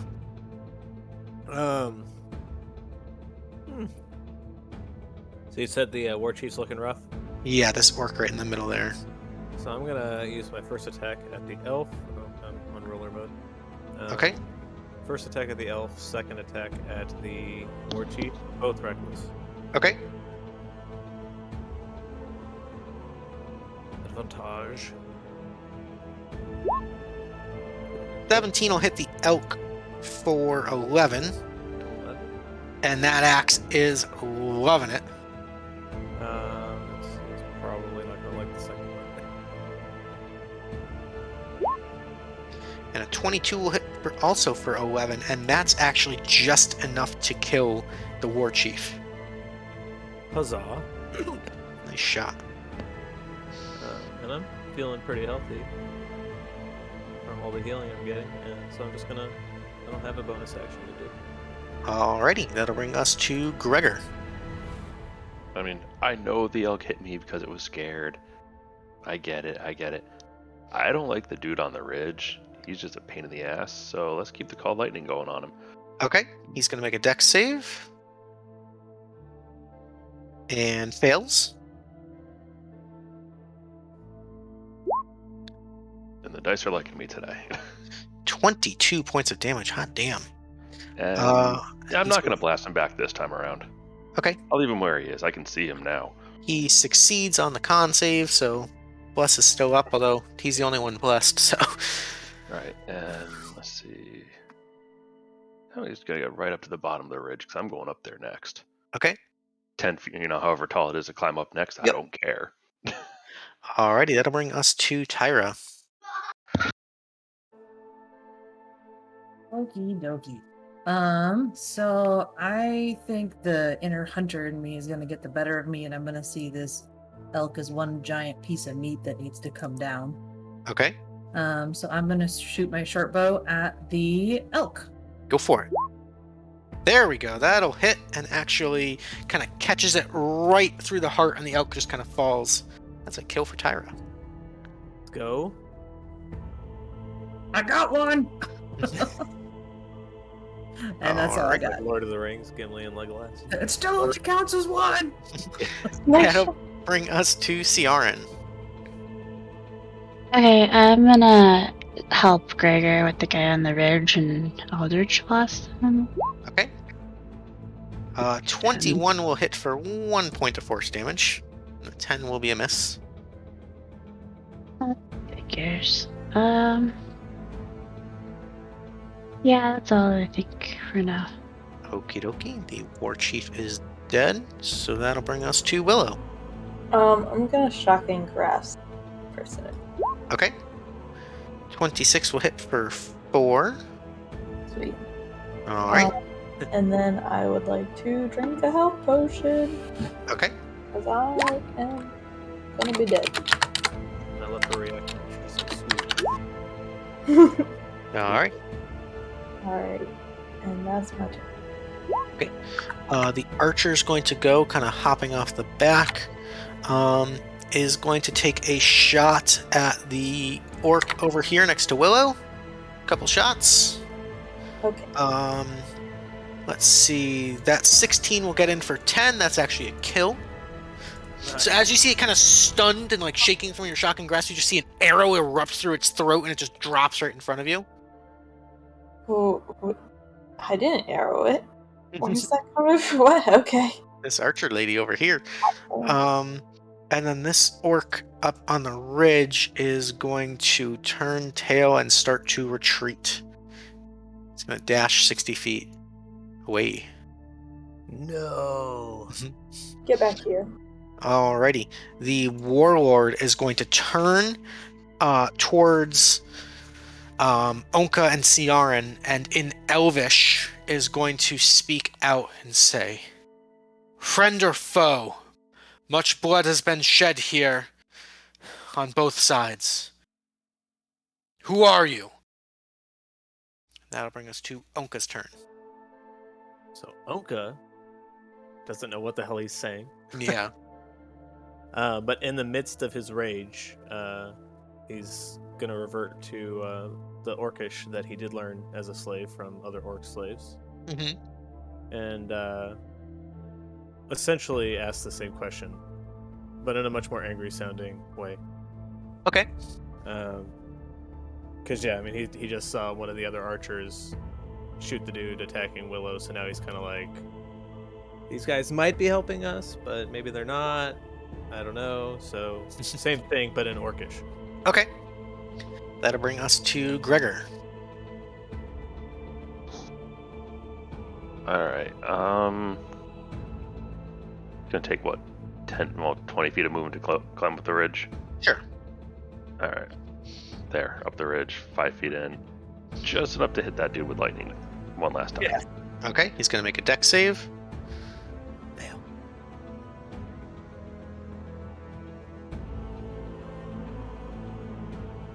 Did he fail? What happened? Succeeds on the dex save, but will take half of 31 is 16, and he just gets fried.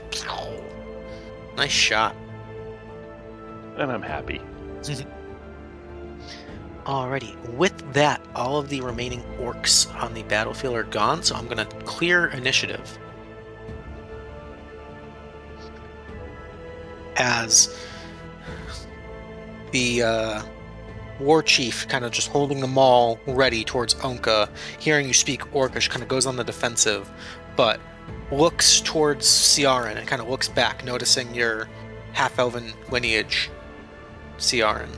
Kind of like waiting for a translation, maybe. So I would convey to Ownka what he said and be like, wait. He wants to know if we're friend or foe, and he was fighting the orcs against us that were attacking us. Take a step back, Ownka. At hearing this, Ownka will kind of relax. I guess the axe probably doesn't like the team that I helped. Would I get that kind of feeling? That there's The axe is remarkably silent. Okay, cool. Well then, yeah, I'm not even gonna have like a death grip kind of thing where like part of me is still like I want to kill these guys because the axe is just chilling. So we're just gonna kind of like put all the weapons back in their like loops and holsters and whatnot, and say, I was unsure at first because you guys fired upon us, but if you were willing to help my friend Willow over there, I will listen to what you have to say. Speaking in Elvish still, so there's a bit of a language barrier, but we'll assume translation. The war chief will speak out and say, You wield a weapon of terrible evil, a symbol of the Black Wyrm tribe. And yet, you are here to slay your own kind.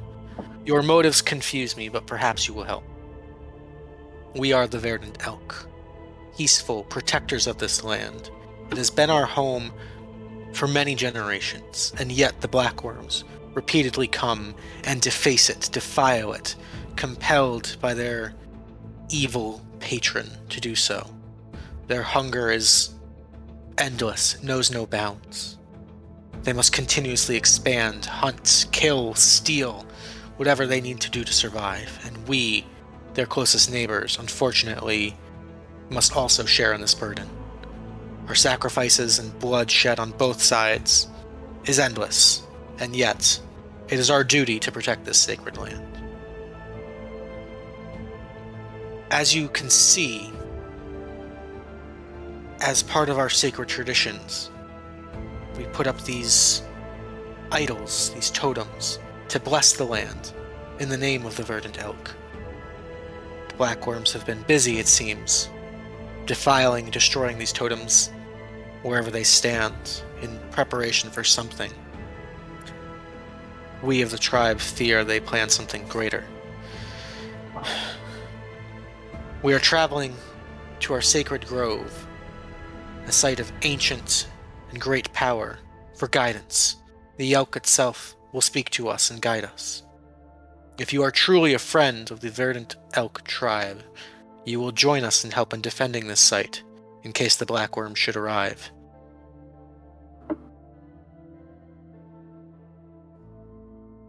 If you are truly one of them, however, and you choose to aid them in corrupting this sacred ritual site, we will show no mercy. What's Ownka feeling? Is Choice that is right? yours, my friend. So the axe isn't like reacting to his statement at all. The axe is quiet. Ye- Go ahead. No, I'm just confused now because I thought the axe didn't like the Verdant. It doesn't. You know very well, damn well it doesn't. Quiet, so it's okay with us going to help No, them. so That's a trap. Yeah, It's- this all feels so not good. I have a feeling why the axe is being quiet, but I Yeah. also feel like What are your thoughts? What are your thoughts? my in-character thoughts or my out-of-character thoughts. Both. My out-of-character thoughts are you've turned the mission into a kind of fork in the road, decide your character development mission, which I love. Like that's awesome. Beyond that, like I'm surprised the axe isn't reacting, especially since I know the North is its home and it's supposed to have more influence over me. It is. But because it's not, and in character Ownka wouldn't realize this, but out of character I realize this, I feel like it's allowing me to potentially aid them to try to get into a better position to like Maybe. strike at the heart of its mortal enemy or whatever. But Well, why don't you take some time and think about it while we go ahead and take a short rest. Guys, we're going to go ahead and heal up, use the bathroom, refill drinks, all that. We'll be back in 5 to 10 minutes. We might go a little bit late tonight, thanks to tech issues and whatever, but sorry about that. But please stick around for the exciting end of this, whatever way it goes, and see what choices Ownka makes, deciding his fate. Stick around for the Twitch chat favorite vote, probably closer to 10 tonight, but we will see you in just a little bit, so stay tuned.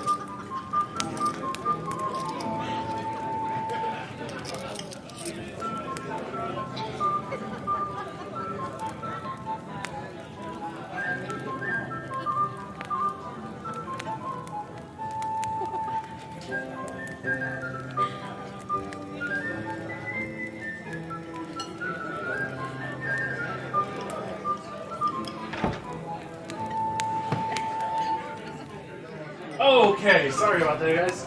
Funny enough, I did an entire ad read without you even knowing. It's me, your friendly neighborhood guru.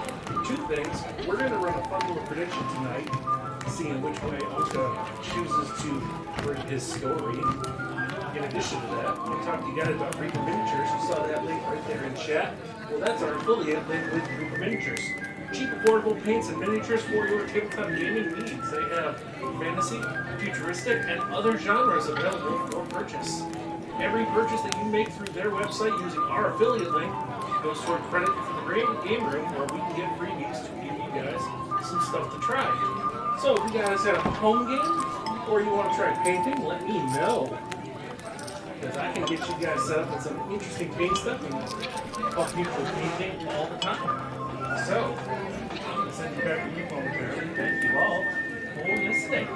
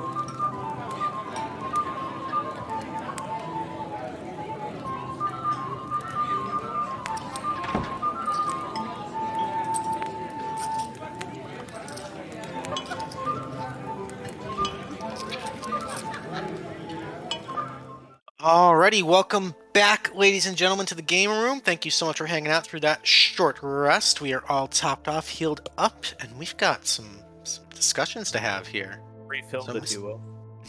Mr. Ownka, as you stand there, what's the party's next move? Ty wants to holler out from the tree before he makes a choice. Brother, maybe they can cure that damn thing on your back! As she slides out of the tree.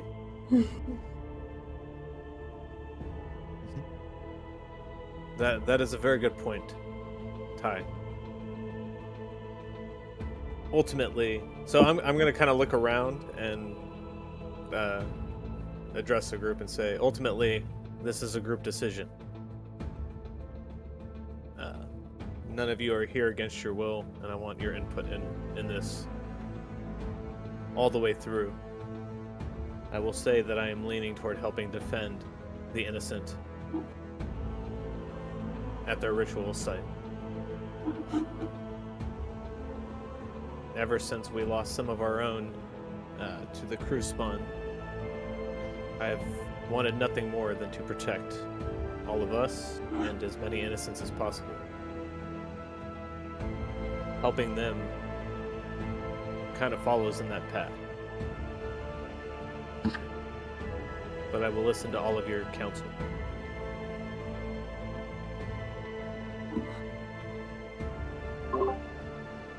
I'm on whatever side you're on, brother.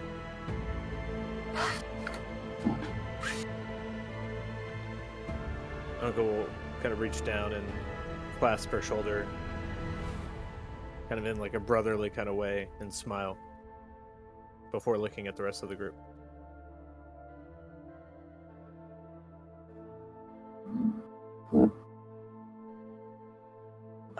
Willow will walk over and just give Ownka a smile and be like, I trust your intuition here. I think we should help them if that's what you think is right.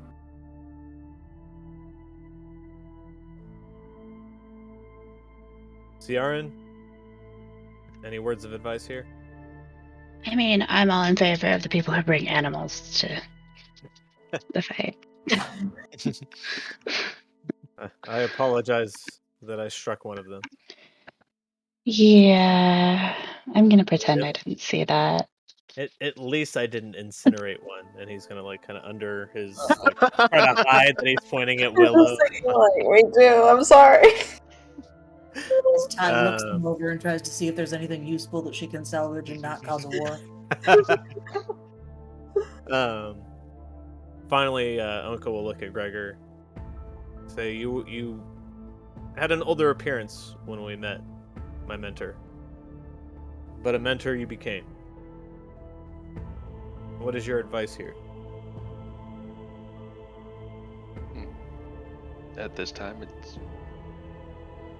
whatever you feel is right. That's all there is in the moment. Do what you feel is right. So Luke, and I'll be there by your side. So I'm gonna backtrack a tiny bit before I said Luke. At that response, Unka's gonna hold his hand out, and like one of those old like arm grasping handshake kind of like requesting that kind of handshake from Gregor. Yeah. Yes, that one. Yep. Oh, Gregor gives it right back. So does the elf warlord understand common, or does he need it translated back to him? There's a little bit of translating going back and forth, but as all this is happening, the axe, which has been eerily silent in all of this, whispers and creeps in your mind, sort of like the earlier days, what you remember when you first acquired it. You hear this voice speak out, and instead of hungry and raw and angry, you get more of a sense of desperation and depravity and almost loneliness. It's heartbreaking in a way. Hear it say, "My child, you do not understand We have no choice in this. Our gods have abandoned us. All we seek is the strength to make our ancestors proud. You know this. We take what we need. The weak must bleed so that the strong can flourish. This is the natural order of things. This is no different than what you've seen in nature. Trust your intuition. If you listen, if you feed into this, Ownka, the power combined with the Verdant Elk and the Black Wyrm will be something to behold, I can promise you.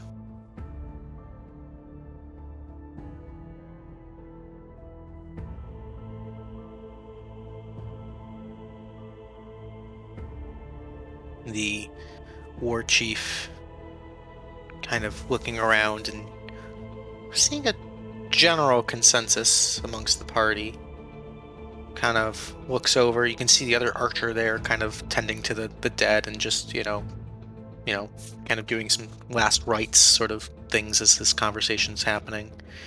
But there seems to be a pause as the party waits for Ownka's decision.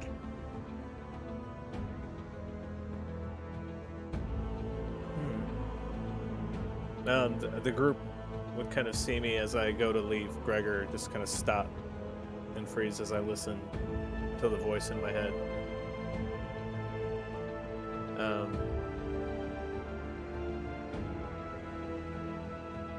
And rather than responding out loud, in my head I'm going to think back to the entity and the axe.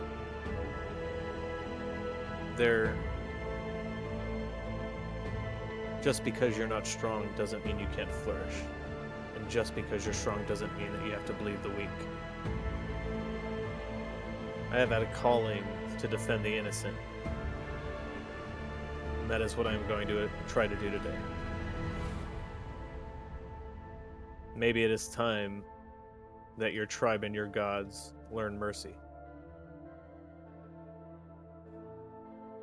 The Elven war chief speaks out and says, "My brother, once all of the tribes were united. We are all children of Ukard, but as its power faded, it left us divided. We sought to the shamans to guide us, to try to please Ukard, and many of these shamans seized the opportunity for power, twisting us in evil, dark, unholy rituals. The Verdant Elk have always tried to stay true, and we revere Ukard as much as our ancestors did. We believe that the Verdant Elk is a symbol of Ukard, a physical avatar, a manifestation on this plane, which protects us and teaches us. Perhaps one day the tribes can be reunited once again. But for now, we have a war to fight."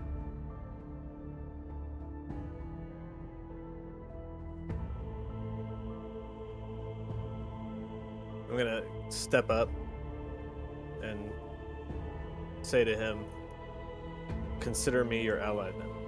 And he reaches out for the same handshake. Bang! All right. And leads you through the path into the forest. And you travel right until just about sunset. And you note along the way there are several other of these idols, these sort of carved tree trunks that have all been defiled, broken in some way. And on the horizon, you probably smell it before you see it, but you smell the scent of smoke, like a campfire coming. And you immediately sense from your Verdant Elk compatriot a sense of dread. Turns and says, "I fear we must be too late. I have to go. I have to protect the others. I have to make sure the tribe is okay. Go now to the grove. Whatever they're doing must be undone. Ownka, we're counting on you." No pressure. All right. Not at all. You rush up a hill as the sun is setting over These icy mountains off in the distance and the forest below bring you to the map. At this sacred grove site, you can see these almost Viking-style runestones arranged in a circle around this holy tree that has been felled. You can see agents of the Black Wyrm just finishing a ritual as you arrive. Moments too late. Rising up and out of the tree trunk is this corrupted, shadowy, dripping in blood and scales and this black ichor. A thorned, corrupted version of the Verdant Elk. And 3 Black Wyrm cultists behind it. Is there some epic metal playing while he Oh, shows up? absolutely. You know it. No, But, ladies and gentlemen, final boss fight. I need some initiatives. I'm more picturing the Emerald Nightmare right now a little bit. Kind of.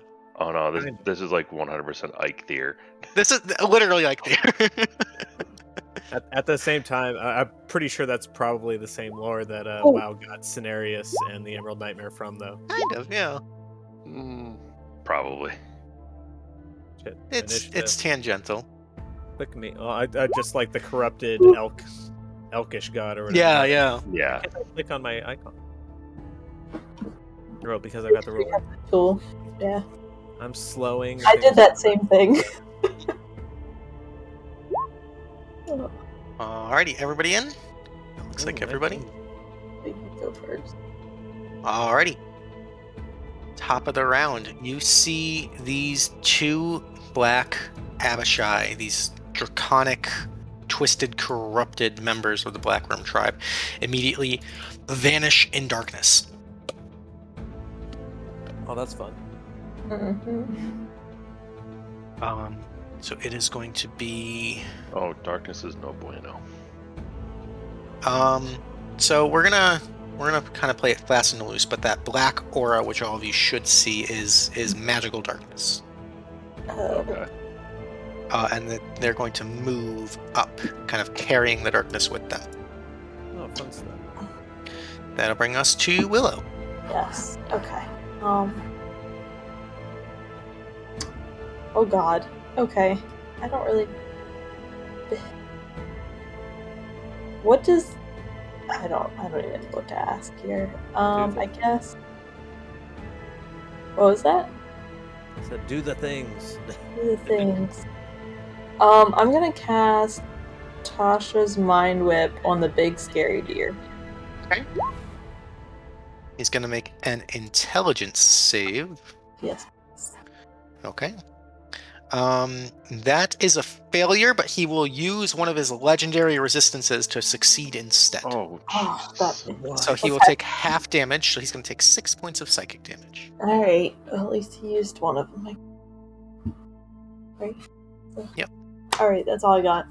Alrighty, that'll bring us to Ownka. Ownka, you feel the axe, the bite of the Black Wyrm, vibrating in your hands. It is full of energy and hunger, and it's telling you, with every fiber of its influence over you, to bring this thing down. If you can absorb this thing's power and combine the power of the Verdant Elk and the Black Wyrm, you will be invincible. Now I'm like, thank you for just confusing me more. 'Cause, originally I was just like, yes, we're gonna kill the thing, but now it's like the axe wants me to kill the thing, and now I don't know if I want to kill the thing. Why? Your turn, buddy. Oh God! So ultimately,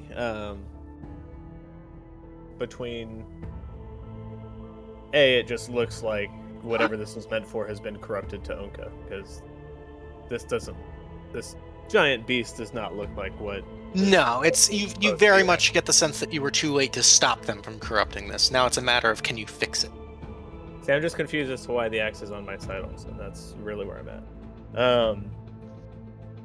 But yeah, ultimately the former gladiator side of Ownka is going to win out and just going to be like, a good fight, let's go. He's going to rage, because Sure. it's better to fight giant legendary beasts angry instead of not angry. Sure. So, and then now I get to move around. Are we forcing me to move around the giant?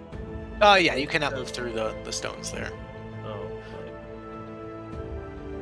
So what does it shift to do? Like, yep. Nope. Right click. Right click. Oh, Yep. God, I'm using a freaking touchpad. Oof. Here, I can help you out.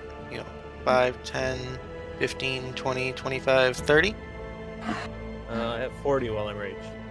40 will get you right up to it. Let's do it. Okay. Oh, there we go. Well, I could have moved him. No, I got you. Sorry. The ruler part was really Gotcha. Not sure how the axe is going to react if I take too big of a hit. We are just going to continue to go one-handed with the shield up. Okay.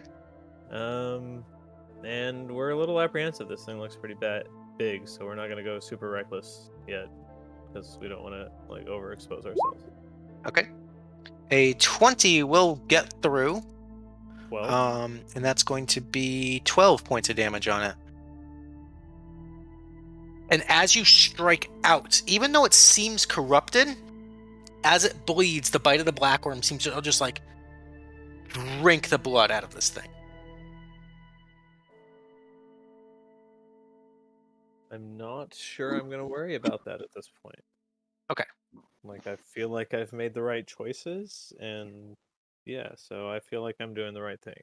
So we're going to just swing a second time at it. I don't know. Okay. You keep confusing me more. I don't like it. 21 will hit for another 12. Nice shot. All right. And that is going to end my turn. Okay. This giant Verdant Elk is going to rear up on 2 legs and then slam down. And as it does so, there's this massive thunder wave. Ownka, I need you to make me a Constitution saving throw. Con save. That's pretty good. That's a pretty big number for me. So I like it. 16-ish. 16 will just save, so you're going to take half damage. You're going to take 21 points of lightning damage, and you're going to get blasted back 10 feet on a success. So I And am that's getting. the half.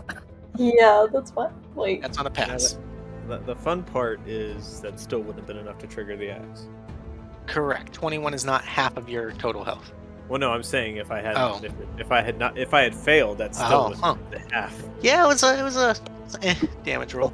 Before I leveled on the before I went to level 6, that definitely would have been enough. But Alrighty, so it slams down, blasts you back. It's going to remain right where it is. That'll bring us to TyRah.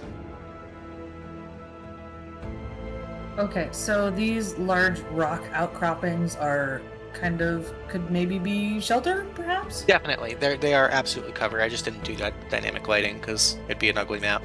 No worries. I'm gonna go ahead and skedaddle myself right behind this one, right on the corner. Okay. And I would like to ready an action with a lovely gift that was given to me. I'm gonna use, because there's some darkness going on here. I'm gonna use Flame Tongue and ready an action with that. Ooh, okay. There you go. So you kind of. Burst through some of the Are you- darkness, hopefully. Are you igniting it? Not yet. I'm Okay. just gonna ready it, and as soon as I see something, I'm igniting and swooshing. Gotcha. Very cool. Okay, that'll bring us to Ciarenne. I'm gonna slam the Asta to the ground and do the armor the stone, invoke stone. Okay. And then I'm gonna move forward.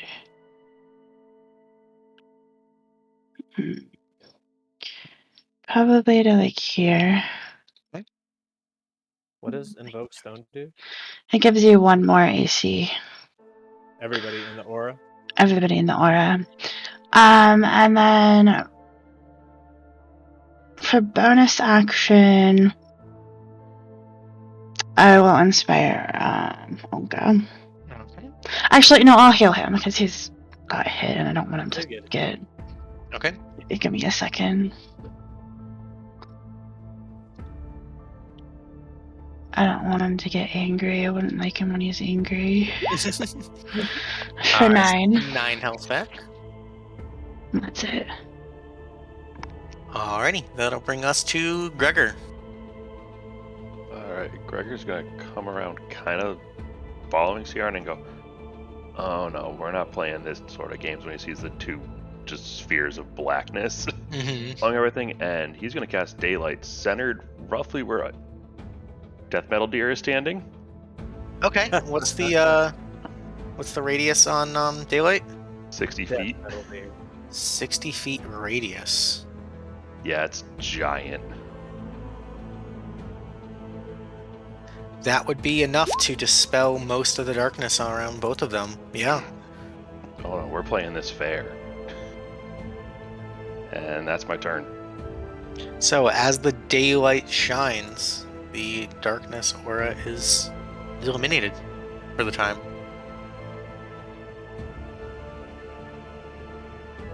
Alrighty. The first time I've ever seen daylight used like properly. How long have you been playing D&D? A while. Who, Luke or me? No, Luke. He said it's the first time he's ever seen daylight used properly, and I was like, Yeah. How long have you been playing? It's a terrible third level spell. Yeah. But it's useful for taking care of darkness. Yeah. Okay. That'll bring us to this creature's turn. This creature. Yeah. It's so Ooh. fun when he refers to it as this creature. That means it's even worse. Oh, that looks like a little black dragon man. Dragonkin thing. Is that a We're gonna dragonborn? dash up, kind of bobbing and weaving through some of the roots. It's gonna kind of take cover right there. That'll be its turn. The Abishais are going to roll to recharge. They do not recharge. Okay, so that changes things. Yeah, we're just gonna get right in on it. This one's gonna move up right there. This one is going to move up right here. So as it moves up next to you, TyRah, your held action triggers. So you can take a swing with Flame Tongue at it if you'd like. Oh, baby. Yeah, buddy. 15 will hit. You don't get the +2 from archery just because it's a sword, but the 15 still hits. Whoops, sorry about that. No worries at all. That's going to be 12 points of damage right there. Nice shot. Let me just make sure. Oh, actually, interestingly enough, it is immune to fire damage. Well, that's rude. So it'll take the 6 slashing, but it is immune to the fire damage. As it moves up, it's going to take a series of attacks. It's going to take 3 attacks against TyRah. We're going to go with the bite. The bite is a 7. The scimitar is a 13. The second scimitar is a 21. So the 21 gets 3 for 8 points of slashing. Okay. All right, and then we're going to do the same series of attacks against Ciarenne. The bite first is going to be an 11 as a miss. That's an 11 on the scimitar, and the last one is a crit with the scimitar. Is going to be 11 slashing total against Ciarenne. That'll bring us to Willow. Hold on. Sure, what's up? I'm going to use my reaction Okay. to reduce Ciarenne's damage by 5. Okay, so instead of 11, you take 6. Ciarenne. So yeah, they would see like the elf. So wait, quick question. I don't Yep. mean to derail things a tiny bit. Was there any change to my ancestors when I chose to help the half? Not yet. Not yet. Not yet. Okay. So yeah, so the group would kind of see them like dash towards Ciarenne, and one of them would jump across the blow, taking some of the damage. Like jumping in front of a bullet kind of thing, except not absorbing the whole thing. Okay. Alrighty, that'll bring us to Willow. Seeing that thing rush up on Ty, I'm gonna cast Ray of Sickness at the one that's by Ty. Yes. Okay. Should try. 22 will hit. He's going to make a Constitution saving throw. Yeah. please. He does have advantage against magic, so advantage is a crit, so he is not poisoned, but he will take. Actually, you discover very quickly he is immune to poison damage. Good lord. Little shit. Yep. So he doesn't take any damage. He takes nothing and is not poisoned. Fucking rude of him. Yeah. Do I want to move? I think I do. I'm going to sidestep a little bit. Okay. Right there. Alrighty. That'll bring us to Ownka. How aware am I that Ty is over? You probably hear it, but Oh, she'd be swearing up a storm, you know it. yeah. Well, the complicated part is I'm definitely gonna have to take probably an opportunity attack to engage that guy. I don't what's think you would. Oh, I guess I could move around him. Yeah, What do you have, 45 feet or 40? 40. I could get there. Yeah, Yeah. you can get there fine.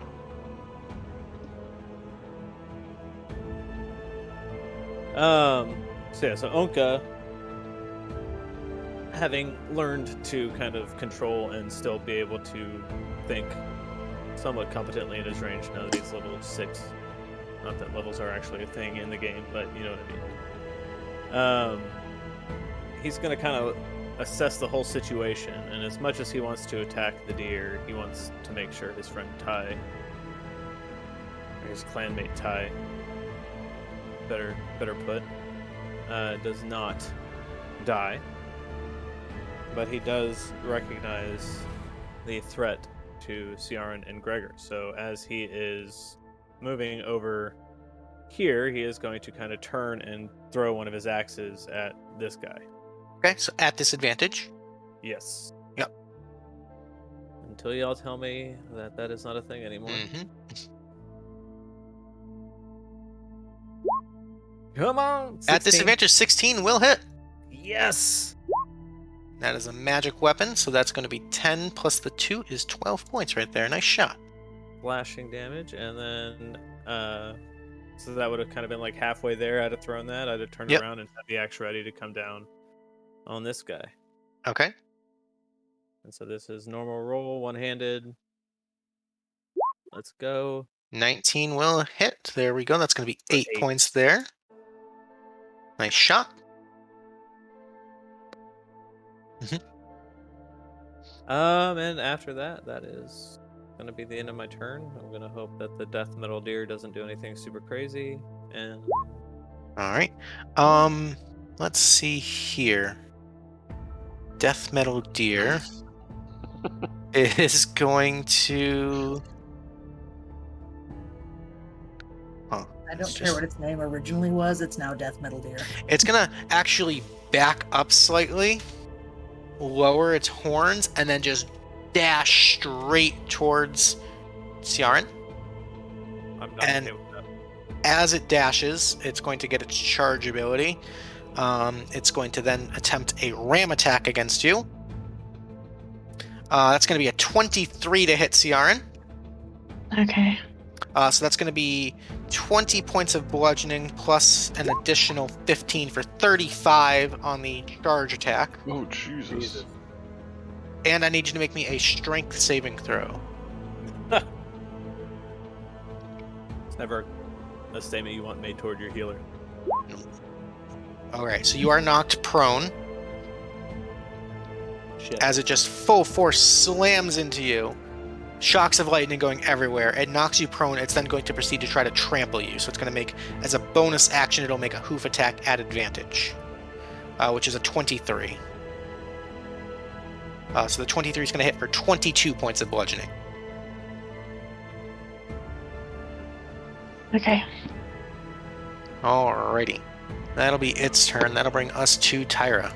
Thank God for level 9. Yeah, seriously. Okay.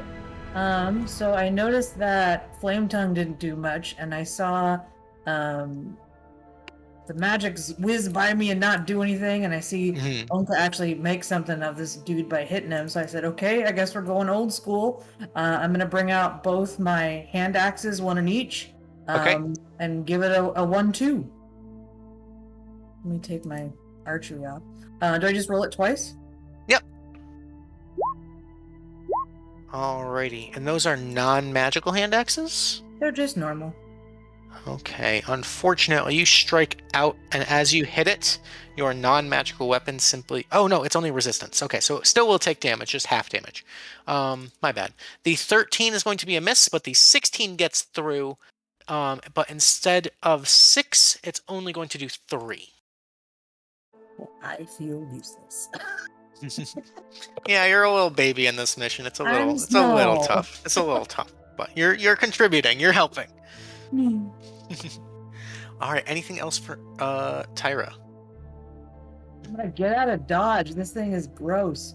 So I'm going to move myself here. So I've got 25. So I'm gonna. Well, I don't want to be over there either. I'm just gonna. I don't know what I'm gonna do. If I hit it, Alright. do I have to disengage? Yes, you do still have to so it will get an attack if you move away. Can I disengage from it as a bonus? Unfortunately not, because you're not a rogue. You are a ranger. Then I guess I'm just gonna hang out here and hope I don't get smacked. Okay. That'll bring us to Ciarenne after taking a walloping. I'm gonna stand up. Okay. And then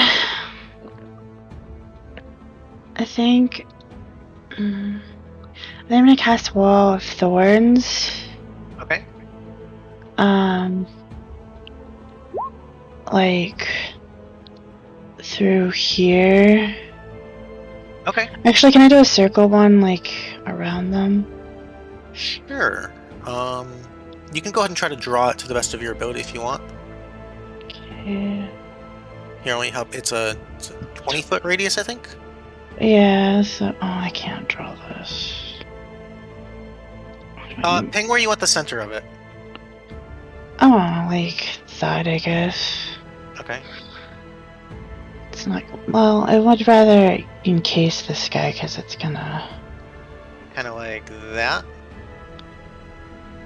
Yeah, but can we make it a little bit to the left so that it? Are you trying to trap Death Metal Deer? No, I don't think I can trap Death Metal there, but I can trap his boyfriend. I can't move that now, and I'm pissed about it. The select move was working for me. Alright, so we want 20 feet. I have to BRB really quick. Sure. Yeah, I just don't want to be in it, but I know, it's fucking stupid that I can't move my own circles. And I have to, like, guess where to start it to make it. So, like that. yeah, that's Okay. fine. I don't know if it hits Death Metal Deer there, but at least it will keep his friend. And It would, because it's a little bit. okay. Yeah. Okay, so they both have to make dex saves. Yeah. Okay. Death Metal Deer's pretty dexterous, but he does fail. And then the Abashi has advantage on the dex save because it's magic and has a 24. Okay, so he takes half damage. Yeah. So Death Metal Deer is going to take the full 38, and he's going to take half of that, which would be 19. Okay. Nice shot. Okay, and then I'm gonna use my greater healing potion for my bonus action. Okay. For 14. And that's my turn. All right. Beautiful. That'll bring us to Gregor. I only know how to do two things, and that's to smash giant scary things. And that's what I'm gonna do. Come on, Riptide. Well, I'm sorry. Oh, Can I move away since he's in there now without taking an opportunity attack? Yes, but you're still in melee range of the actual moose, so the moose would get an opportunity. Well, I could stay in his range though. Yeah, you could like back up next to Gregor there. Yeah, just so that I'm more like over here. That's fine. Okay, sorry, Gregor. no, it's fine. My damage roll completely tanked, so. Yeah, but 25 will hit for 6 slashing. There you go. And let's see, do I got anything handy bonus action wise?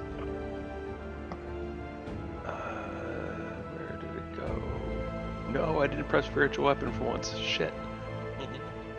Damn it. Yeah, that's it. Okay. That'll bring us to this creature. We're gonna dash right on up to Willow. Whoosh. Ugh. And we are going to make 3 attacks. First one's a miss, second one's a 17 for 11. Okay. And the last one with the offhand is a 22 for 9, so 20 points of damage total. Are we saying that I can see her or not? Currently, because you have the stone in the way, I'm gonna say no. Okay, then I cannot use my reaction to reduce damage. Alrighty. That'll be it for him. That'll bring us to the Black Abishai's. This one's going to just try to power through using 20 feet of movement to get there, and then 5 there, so it's going to make it a dex save. Or no, it's going to willingly take the damage, I think. No, it gets a dex save, I think. Wall of Thorns if it tries to push through. When the wall appears on the field, for every 1 foot, must spend 4 feet of movement the first time creature enters the wall or ends its turn there. Okay, now it does get the dex save. Okay. Sorry, so that's a 22, so it'll still take half damage, so that'll be 16 points of damage that it suffers, but it makes it through. Oh, I don't have to reroll it. It ended up being the same, actually, but Okay. yeah. But it's gonna push through. It's gonna make its 3 attacks against Gregor. So the bite is gonna be a 23. Alright, that hits. Okay, that's gonna be 9 points of piercing plus 12 of acid damage, and its attacks are considered magical. Fuck.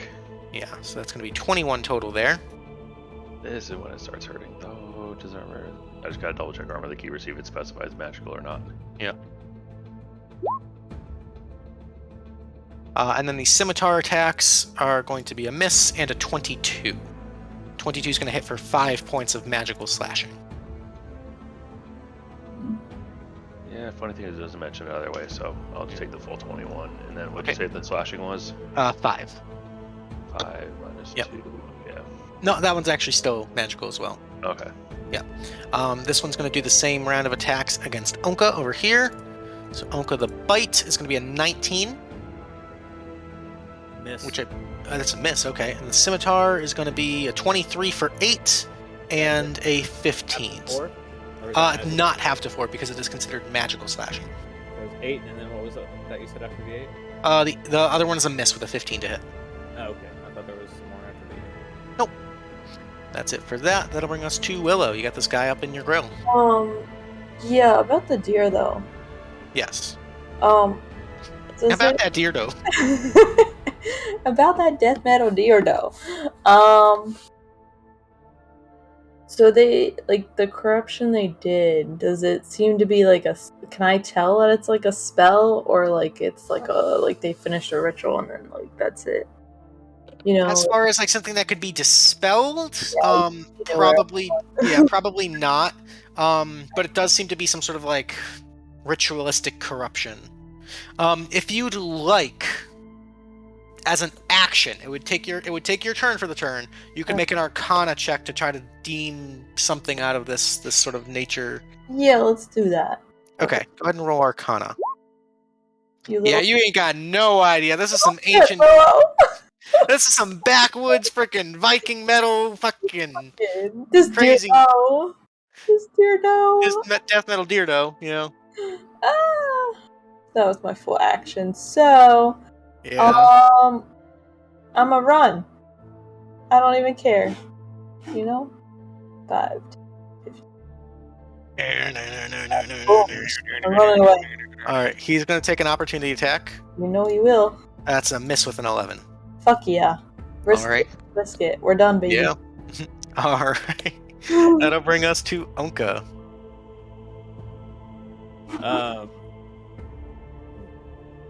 I guess Ownka probably would have noticed Ciarenne take like the full brunt of that charge to some degree. Hello? Hello, what's up? Oh yes, I said so. I probably would have noticed Ciarenne take the brunt of that charge. Yeah. Sorry, Um. I thought it was more of a statement than a question, but Well, I mean, it's okay. It's okay. If it was me, I'd like to have noticed that, but I'm not. Yeah. You noticed. You definitely noticed. Yeah. So like, as all that's kind of happening, I'm just gonna roar in anger, and he's gonna pull out the angelic spear that he obtained a few weeks ago and chunk it at the big death metal deer Okay. at disadvantage. At disadvantage. Let's go! Come on, big rolls, no whammies. 20 will hit. So that's 10 points of piercing. Do I Plus- get the rage damage on a throw or no? No, you don't get the rage, but you do get the extra 2d8 radiant. Yes, I do. God dang it. Second time I've missed. Jesus.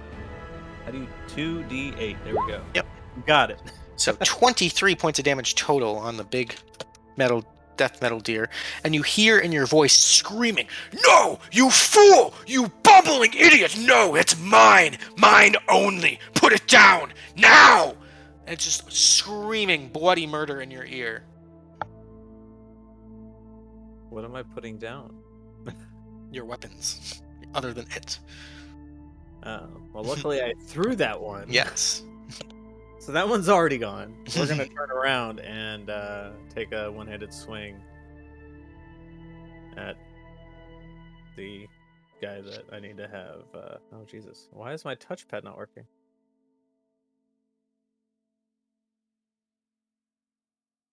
That's not cool. Okay, there we go. Whew. Wait. It's iffy. What the hell's happening? Hello? Are you here? Yeah, the bigger problem. Hold on. We use this as a touchscreen instead. So we're getting this guy. Yep. The guy right in front of me. Mhm. Why? You're only like 2 years old, computer. Don't freak out on me right now.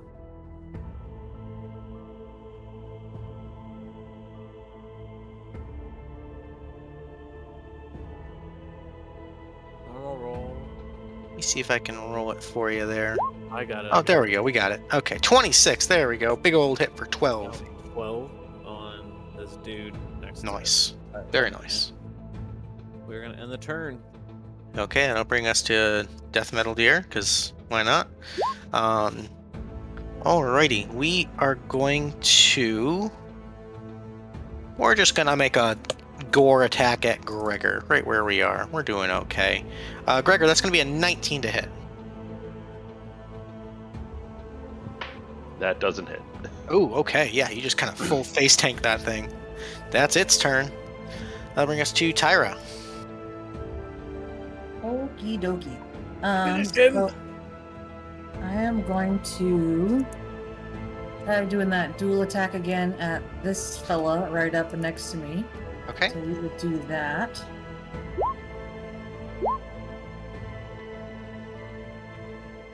I don't think we're going anywhere with Ooh, those. yeah, both of those are going to be big old swings and misses. This thing's and faster than you. So, TyRah, what you when you're fighting this and you're hitting it and you're just observing it, kind of being an expert of the wild and of hunting and of nature, you quickly realize that this has some unnatural characteristics to it. This is no ordinary creature. There's some sort of extraplanar influence here. Okay. Lovely. Well, I am going to shuffle my way around the side of it, because as long as I stay within range, I can move around it, right? Yeah, you can kind of... You could actually run in between its legs because you're small. I am small. You are small. But don't tell me that. I'm going to do exactly that and just pop out on the other side, because I Okay. don't want to be caught between both of those at the same time. Cool. I dig it.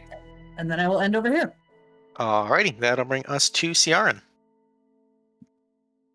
Okay, I'm gonna use my big heal Okay. on myself. Sorry. So 25. Never apologize. I rolled like shit. Okay, so that's 25 points more for me. And then... Jeez.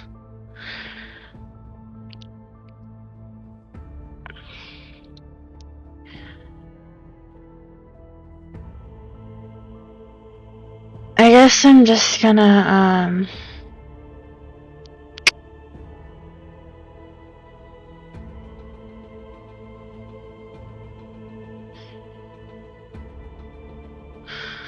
I guess I'll just cast Bardic Inspiration on Gregor. Okay, Gregor gets the purple dot. And that's Yay, it. I'm gonna need that later. Alrighty, that'll bring us to Gregor. Oh god, so many spells to choose from, but none of those are gonna be good. Yeah, Your that's it. choice is live, by the way. If anyone's just kind of lurking, have us tabbed out. Come get your votes in. I'm gonna go with a shatter so that it hits Death Metal Deer and the guy next to me, but not me and Ciarenne. Gotcha. Okay, Upcast at 2nd level. go.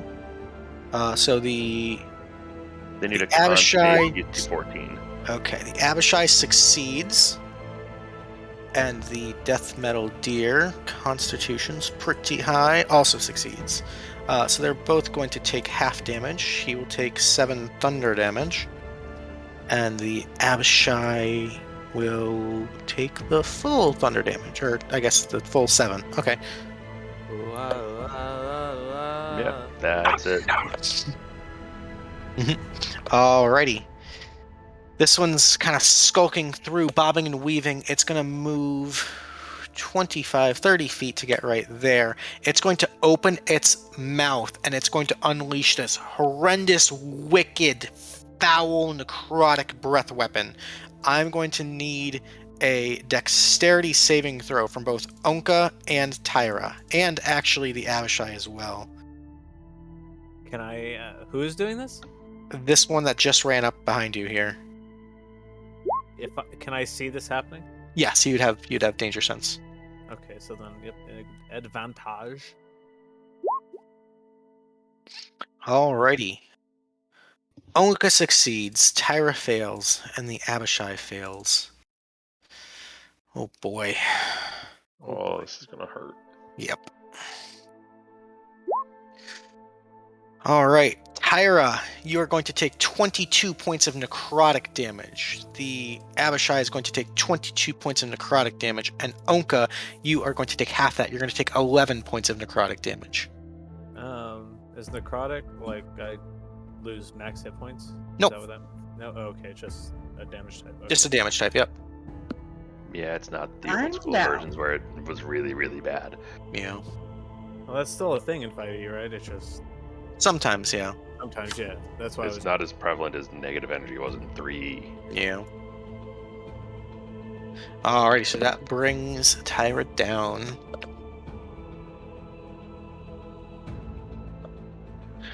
Alrighty, that'll be its turn. That'll bring us to the Black Abishai. This one's going to just swing out. We're going to try to nuke Gregor here. 3 attacks. That's a crit on the bite. Whoo, lordy, that's a lot of damage. Hey, Luke. Yes. Just quick question, because it doesn't specify that it has to be an attack. Can I use my Spirit Shield to reduce damage to Ty? Absolutely. Yep. 6 All right, left. so rather I don't than know. 22, that would reduce the damage to 16 on TyRah. So I Yeah, think but she's I'm still not up. down, but just barely. Just barely. We're still Yeah, up. I realized if I had caught that, she might not be down right now, so I wanted to see if you allowed. Smart. Thanks. All right, so we're back to Gregor. We've got the crit on Gregor is going to be 18 points of piercing plus 26 of acid. Jesus. Yeah, that's a nasty crit. Then the scimitar attack's going to be hold a on, reaction. reaction. Reaction before I fall unconscious. Reaction action. So same thing I've been doing. Where the hell did it go? So did that attack drop you to 0? It did. Then that would negate that you couldn't take a reaction because you'd be unconscious. Because it's actually So when a creature that hits you with an attack, so Yeah, so the damage Damn. would resolve, so technically... damn. All right. Yeah. Gregor, go down. It's going to then take its 2 attacks at you with the scimitar. It's going to try to go for the kill. The 14 is a miss, and the next one's a 17, which is also a miss. So it kind of pounces. It's trying to like find the weak spots in your armor, but missing. Then we've got one over here. It's going to take 2 attacks against Ownka. Or 3 attacks, rather. Got the bite is a miss. First attack is a 24 for 8 on Ownka. And then a crit for 10 on Ownka. So 18 damage on Ownka. Oh, so is that 8 magical? So that's full Yep, damage? that's all magical. Okay.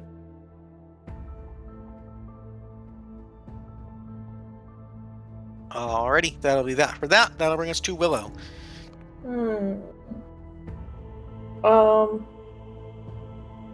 Yeah, I'm gonna... I'm torn. Again.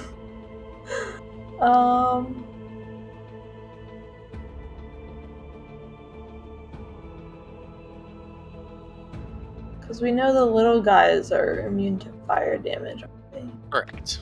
Figured that out. But we don't know about the big guy. Don't know about the big guy. Do the things. And yeah, I'm leaning towards doing the things. Our guy with the non-death gems is potentially dying. Okay, that's true. Okay, I'm fine.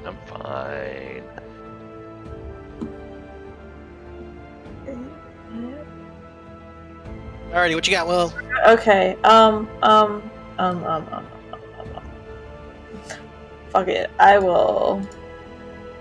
1, 2, 3, 4... Oh, I have just enough. Okay, we're gonna pull out the Codex and cast Fireball at the big guy. With Susan. With Susan, so 2 Two. dexterity saving throws. First one's a fail. Second one is a natural 20.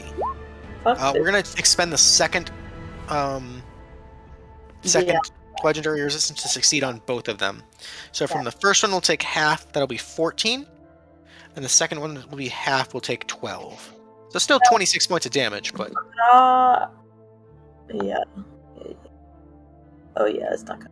Never mind. Okay. Ignore my other question. it's all good. Alright. And then I'm gonna stay where I'm at right now. That's it. Alrighty, that'll bring us to Ownka. Viewer's choice. Ticking down, folks. Couple minutes left. Get those votes in. What do you got, Ownka? Alright, so Ownka is going to roar, just super, super angry as he sees his mentor dropped. Mhm. And he is going to drop by his side his shield Okay. and go two-handed with the axe. Okay. And he is going to turn. Would I be able to, like... I guess it really doesn't matter because I can move after I attack.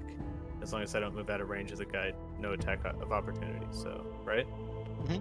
Alright. Well, no, So, if you leave a threatened square, period, you take the attack of opportunity. Well, no, I wouldn't be leaving Yeah. a friend, where it would be, Yeah. like, around this guy. Yeah. So I'm going to make my first attack two-handed recklessly at the guy to my right. Yep. I see what you're going for. And it's kind of like if he goes down, I'm going to move Then you're around. going to swing Yeah, around, right. Yeah. Okay. Oh, baby, there's the crit. Wow. Okay. Min damage crit. Oh, hate to see it. So that's 8 plus 1 is 9 plus 2 is 11. That is a kill, though. You did get the kill. Alright, so we are going to attack. So, quick question. Yep. From a Ancestral Guardian standpoint, because the way the feat reads is, or the feature reads, is that while raging, the first creature I hit with an attack on my turn has disadvantage on any attack that isn't against you until Right. my next turn, I believe. Correct. Yeah. So it would not proc on this guy because it's not the first creature you attack this turn. So that was my question. Like, if Yep. the first guy dies, does that? Yeah, it doesn't transfer over, unfortunately. So we are going to make an attack and then also move Okay. there. And since I was already reckless, it's going to continue to be reckless. Another crit. Oh my god. So Wow, that's this one's 17, 19 damage on that guy. There we go. Nice shot. He's looking hurt. And let me just double check. So this is where I'm moving. I'm not getting any closer. Shit.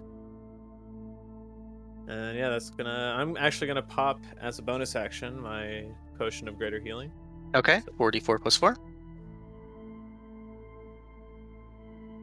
13 healing. There you go. That'll be my turn. Okie dokie. Death Metal Deer does get the recharge. We're going to hold on to that. Instead, we're going to take this charge that's lined us up right there. It's going to charge at you. Ciarenne, you can take the opportunity attack if you'd like to use your reaction.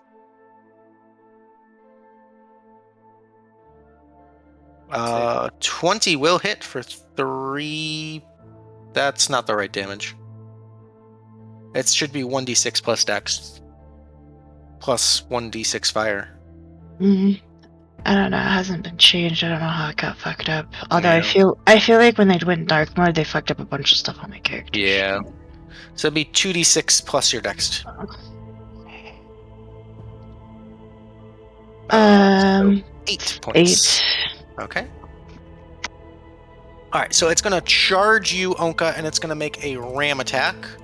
That's going to be a 15, which is a miss. Whew.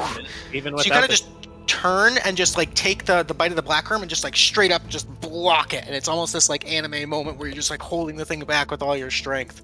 But that would have hurt quite a bit, so good block. That's its whole turn. That'll bring us to TyRah. Hey, so, I'm going to get out of dodge is what I'm going to do.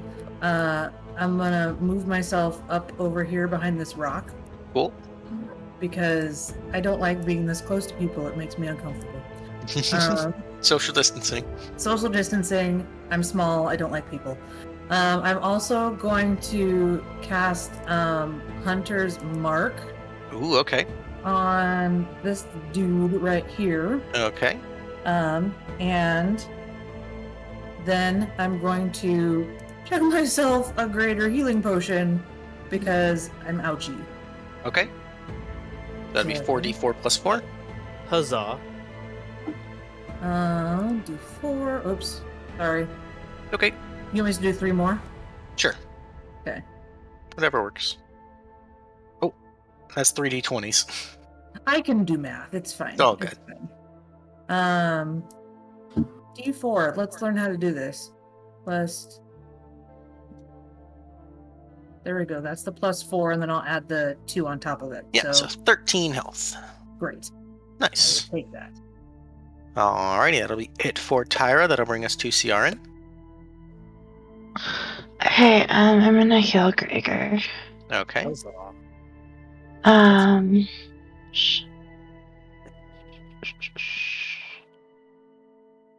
Yeah, I'm gonna kill him with Cure Wounds. Okay. Level 4. Alright, that'll be 21 health back to Gregor. Decent little bit. And then I'm gonna move because I don't want to be anywhere near that shit. Behind Okay. that rock. Cool. Actually, I want to move on the other side of the rock because I don't see. Okay. It's probably safer over there, honestly. Well, I also want to be in range of the thing. I don't know. Okay. I'm not close. Can I stand here? Yeah, Here? That's fine. Okay, then that would be in range. Okay. Alrighty. Any bonus action? Yeah, I'll inspire Willow. Okay. And then it's my turn. That'll bring us to Gregor. Alright, I'm going to use Riptide to cast Call Lightning and hit the dude in front of me because I was not happy with that. And I'm also going to I don't know why I rolled it, other than it forced me, but I'm going to use the fun thing so that it maximizes. Okay. that'll So be- it does succeed on the dex save. Okay. So it'll take the max damage on that is Is it currently stormy out? Yes or no? no. So it's All right. 40. So that's 40. So Yep. it'll take 20 points of lightning damage, and you just fry that sucker. He's gone. Yes. Nice. Ugh. All right, let's do this shit. He's back on the map. Gregor will just hear a roar from across the field as the thing fries into a crisp. And then use 10 feet of movement to get it right up next to Death Metal Deer. Okay. Alrighty, that'll bring us to the half dragon. The half dragon's gonna just lay. Actually, the half dragon's gonna see if we recharge. Which we do. Ooh. Bring it. Yep. We're gonna take a couple steps back, provoking the opportunity. Let's fucking go. Yep. The question is the Yeah. opportunity attack reckless since I attacked recklessly last It is turn? not. Darn it. Straight roll. Worth a shot. Worth a shot. If you don't ask, the answer can't ever be yes. 21 will get in for 13, so raising. We're two-handing right now, so it's 14. Oh, it is 14, you're right. Where I had said I dropped the shield and went two-handed. And then he's going to release another breath weapon, so I need another dex save at advantage. Oh, he's releasing it at me? Yep. I'm not okay with that. Decent damage. Just 17. curious, what's the range on the breath weapon? It's a 15-foot cone. Okay. So is it? Yeah. Okay. I didn't know if deer was in it. Well, he's So, intentionally keeping the deer out of it. 14 damage? Yeah, so it's going to be 14 points of necrotic damage. Okay. That's cute. All right. I liked it. It tickled a little. All right, the Abishai are all dead. So that'll bring us to Willow. Oh boy. Okay. Oh, what do I need to do?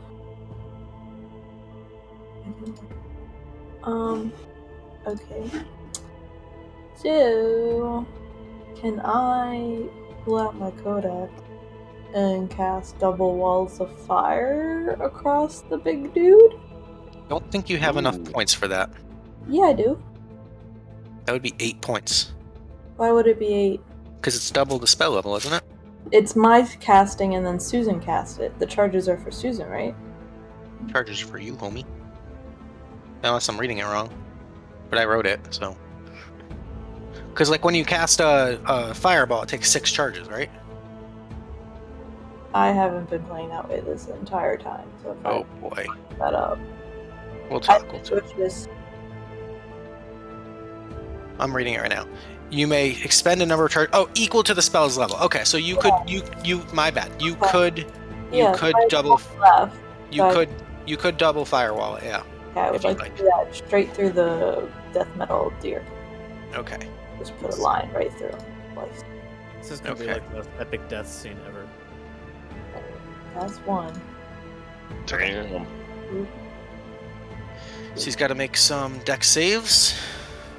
First one is a success. Second one is a fail. So the success will be half that will be 18 points of fire damage. And the last one will be 14 points of fire damage. Okay. Lines. You Okay. say she has to make a dex save? Hmm? You say she has to make a dex save? Did I? The deer she. Is it a Right. doe? A deer, a Female. deer. It shouldn't be. It's got antlers. It's got antlers. Yeah. It should be aesthetic. No, I don't have to make that deck save though. It's the No. Okay, yeah. So lots of fire damage. Getting toasty. Alrighty. Okay, that's all I got. That's all I Okay. can do. Ownka, at the start of your turn, you hear the axe screaming, "Now! It's weak! Do it! Drink its blood! Combine us! Join us! We'll be unstoppable! Do it, Ownka! Do it!" So, as you had said, I kind of like caught the charge. I'm assuming like by the antlers with Yeah. with the axe. Kind of just like shoved it off, yeah. So as the half dragon or whatever you called it, Yeah. does the poison breath, I'm just gonna kind of look over my head, smirk at it, and then kind of glare back at the giant death metal deer, and I'm just gonna shove away and go 2 reckless attacks at the death metal deer. Okay. If you... I want you to be aware of the choice you're making. Okay. If you kill the death metal deer with the axe, you are doing what the axe is asking. You're doing what it's asking you to do. You're doing what the axe is asking you to do.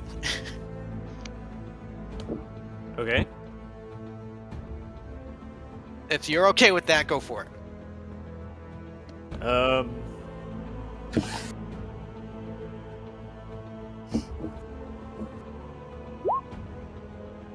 All right, 17 is going to be a hit for 14.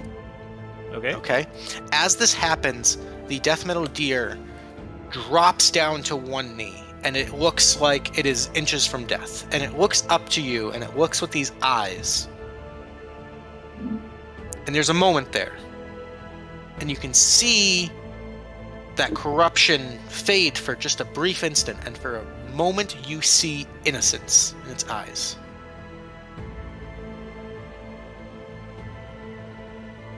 And the axe yells in your mind, do it, kill it. Why are you hesitating? Just do it! So, after the first blow hits, the group would see me kind of pull back for a second attack. Mm-hmm. As he drops to his knee, whatever we want to call, I don't know what you call the joints of deer legs. And you'll see, everybody would see Ownka hesitate. And he would sit there for a moment, kind of trying to decide what to do. And at the very last second, as the tension is building, everybody would see Ownka open his hands, drop the axe, grab one of his hand axes from his waist, spin around, and throw it at the half-dragon. Ooh, shit! So at disadvantage. At disadvantage is going to be a miss. Yes.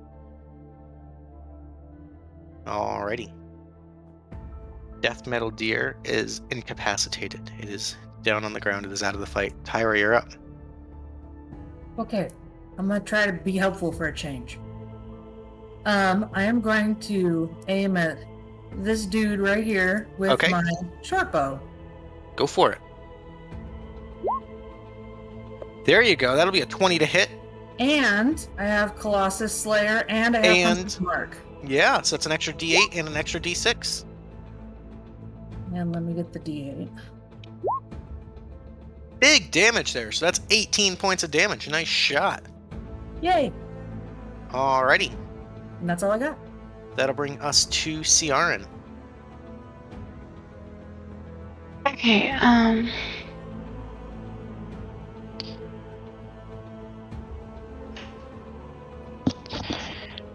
am going to cast Shatter and use my Half-Orc spell slot on this guy. On the half-dragon. He fails. That's 27 points of damage, and you just see him just explode in a death metal fucking hardcore explosion death.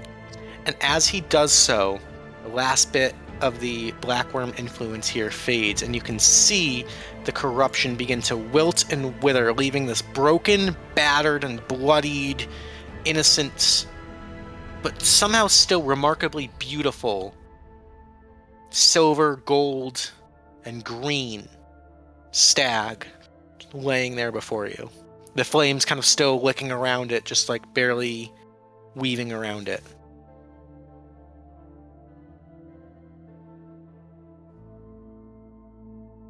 And with that, combat's over. The axe. What are you doing? No! You had your chance. It's still there. Take it. Ownka, become what you were born to be. Ownka would fall to his back and scramble as far away as his compulsion to possess the axe would allow him to go. Okay. Just pretty much keeping max distance between him and Mhm. and it right now. No. Your filthy elfin mother. You're stronger than this. Embrace the heritage of your father. Join the Black Worm. Do what you were born to do, Ownka! Now!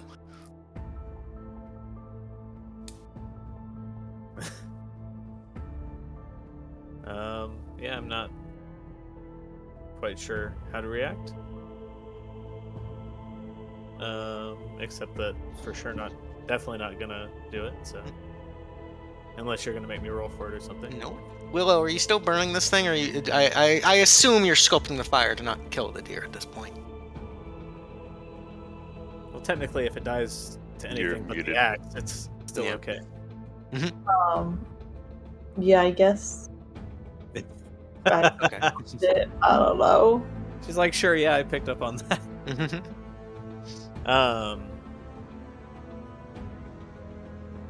So I guess the best Well, reaction. yeah, you said. Sorry, Luke, No, you go said like it dropped to a knee or something. It dropped to its knee, and you saw once the half dragon died, like the corruption kind of like melted away, like very Princess Mononoke. Once I saw that, I just dropped the Okay. fire completely. I'd feel better. Okay. So at the last thing that the axe said, like its last ditch effort to get me to try to kill the deer. Yeah. The group would see me like sit there for a second and then kind of like look like I'm gathering all my resolve, pick up the axe, and then with both hands just throw it as far away from me as I can. All Any right. direction other than the deer. As you throw it, I need you to make me a wisdom saving throw. Motherfucker.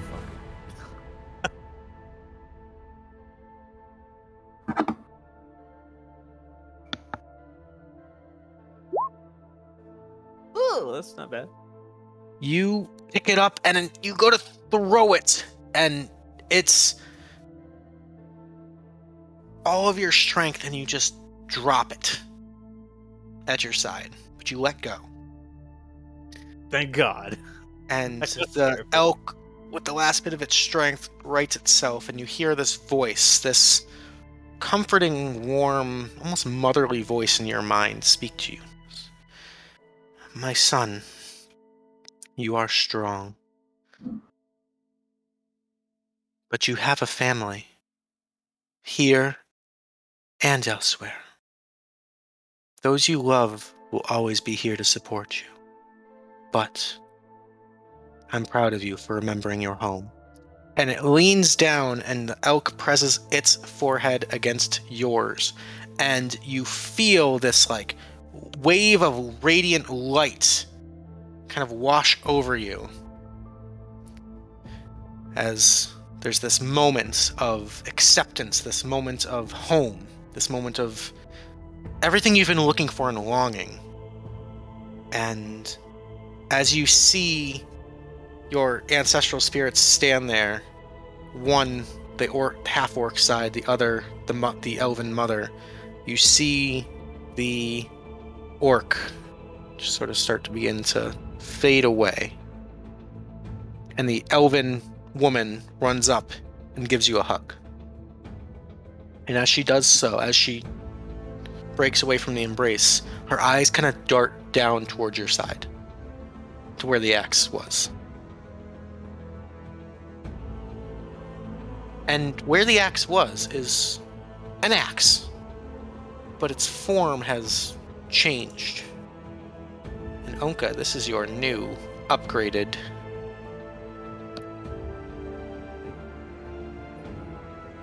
Sorry. You're okay.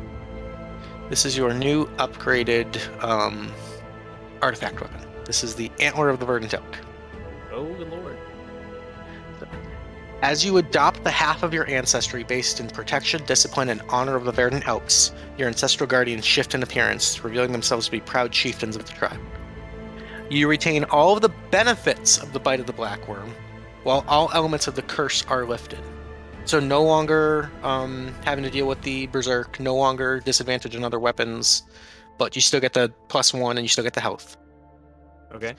In addition, attacks made with this weapon deal an extra 1d4 cold and 1d4 radiant damage. While not wearing armor, you may add your strength modifier to your AC instead of either your dex or con modifier as part of your unarmored defense trait. So normally unarmored defense is dex mod plus con mod plus 10. You can do strength as one of those two. Ooh. And then, once per long rest, you may let out a traditional war cry of the Verdant Elk tribe, signifying your last stand. For the next minute, if damage would reduce you or any ally within 15 feet of you to 0 hit points, they are instead reduced to 1 hit point and gain advantage on all attack rolls and saving throws until the end of their next turn. Let's go. That is what is up. There you go. I had a whole different thing if you had chosen to kill it. So if you want, I can tease that, but your more corrupted Bite of the Black Wyrm thing. But there you go. Congratulations. Woo! So with that mission complete, the Verdant Elks would be found to be in good health. They would rest with you for a while until they found a way to contact Razzie, which would deliver you all to the Adventure Company, yada yada yada. Everyone makes it home safe. Congratulations, guys. You did it. You are all going to gain 1,800 experience for that. Let's go. Ooh, boy, let's get it. Yep. You're all going to gain 1 Tealeaf point. We still do that for your backstory? Oh no, I'm sorry. You're right. Sorry. So no. Good call, because they don't move priority. But so, Ciarenne and Willow, I believe, both won. Yeah, it was a tie. Yeah. So Ownka, you can go ahead and pick your MVP. Oh, you're muted, Ownka. Sorry. Okay.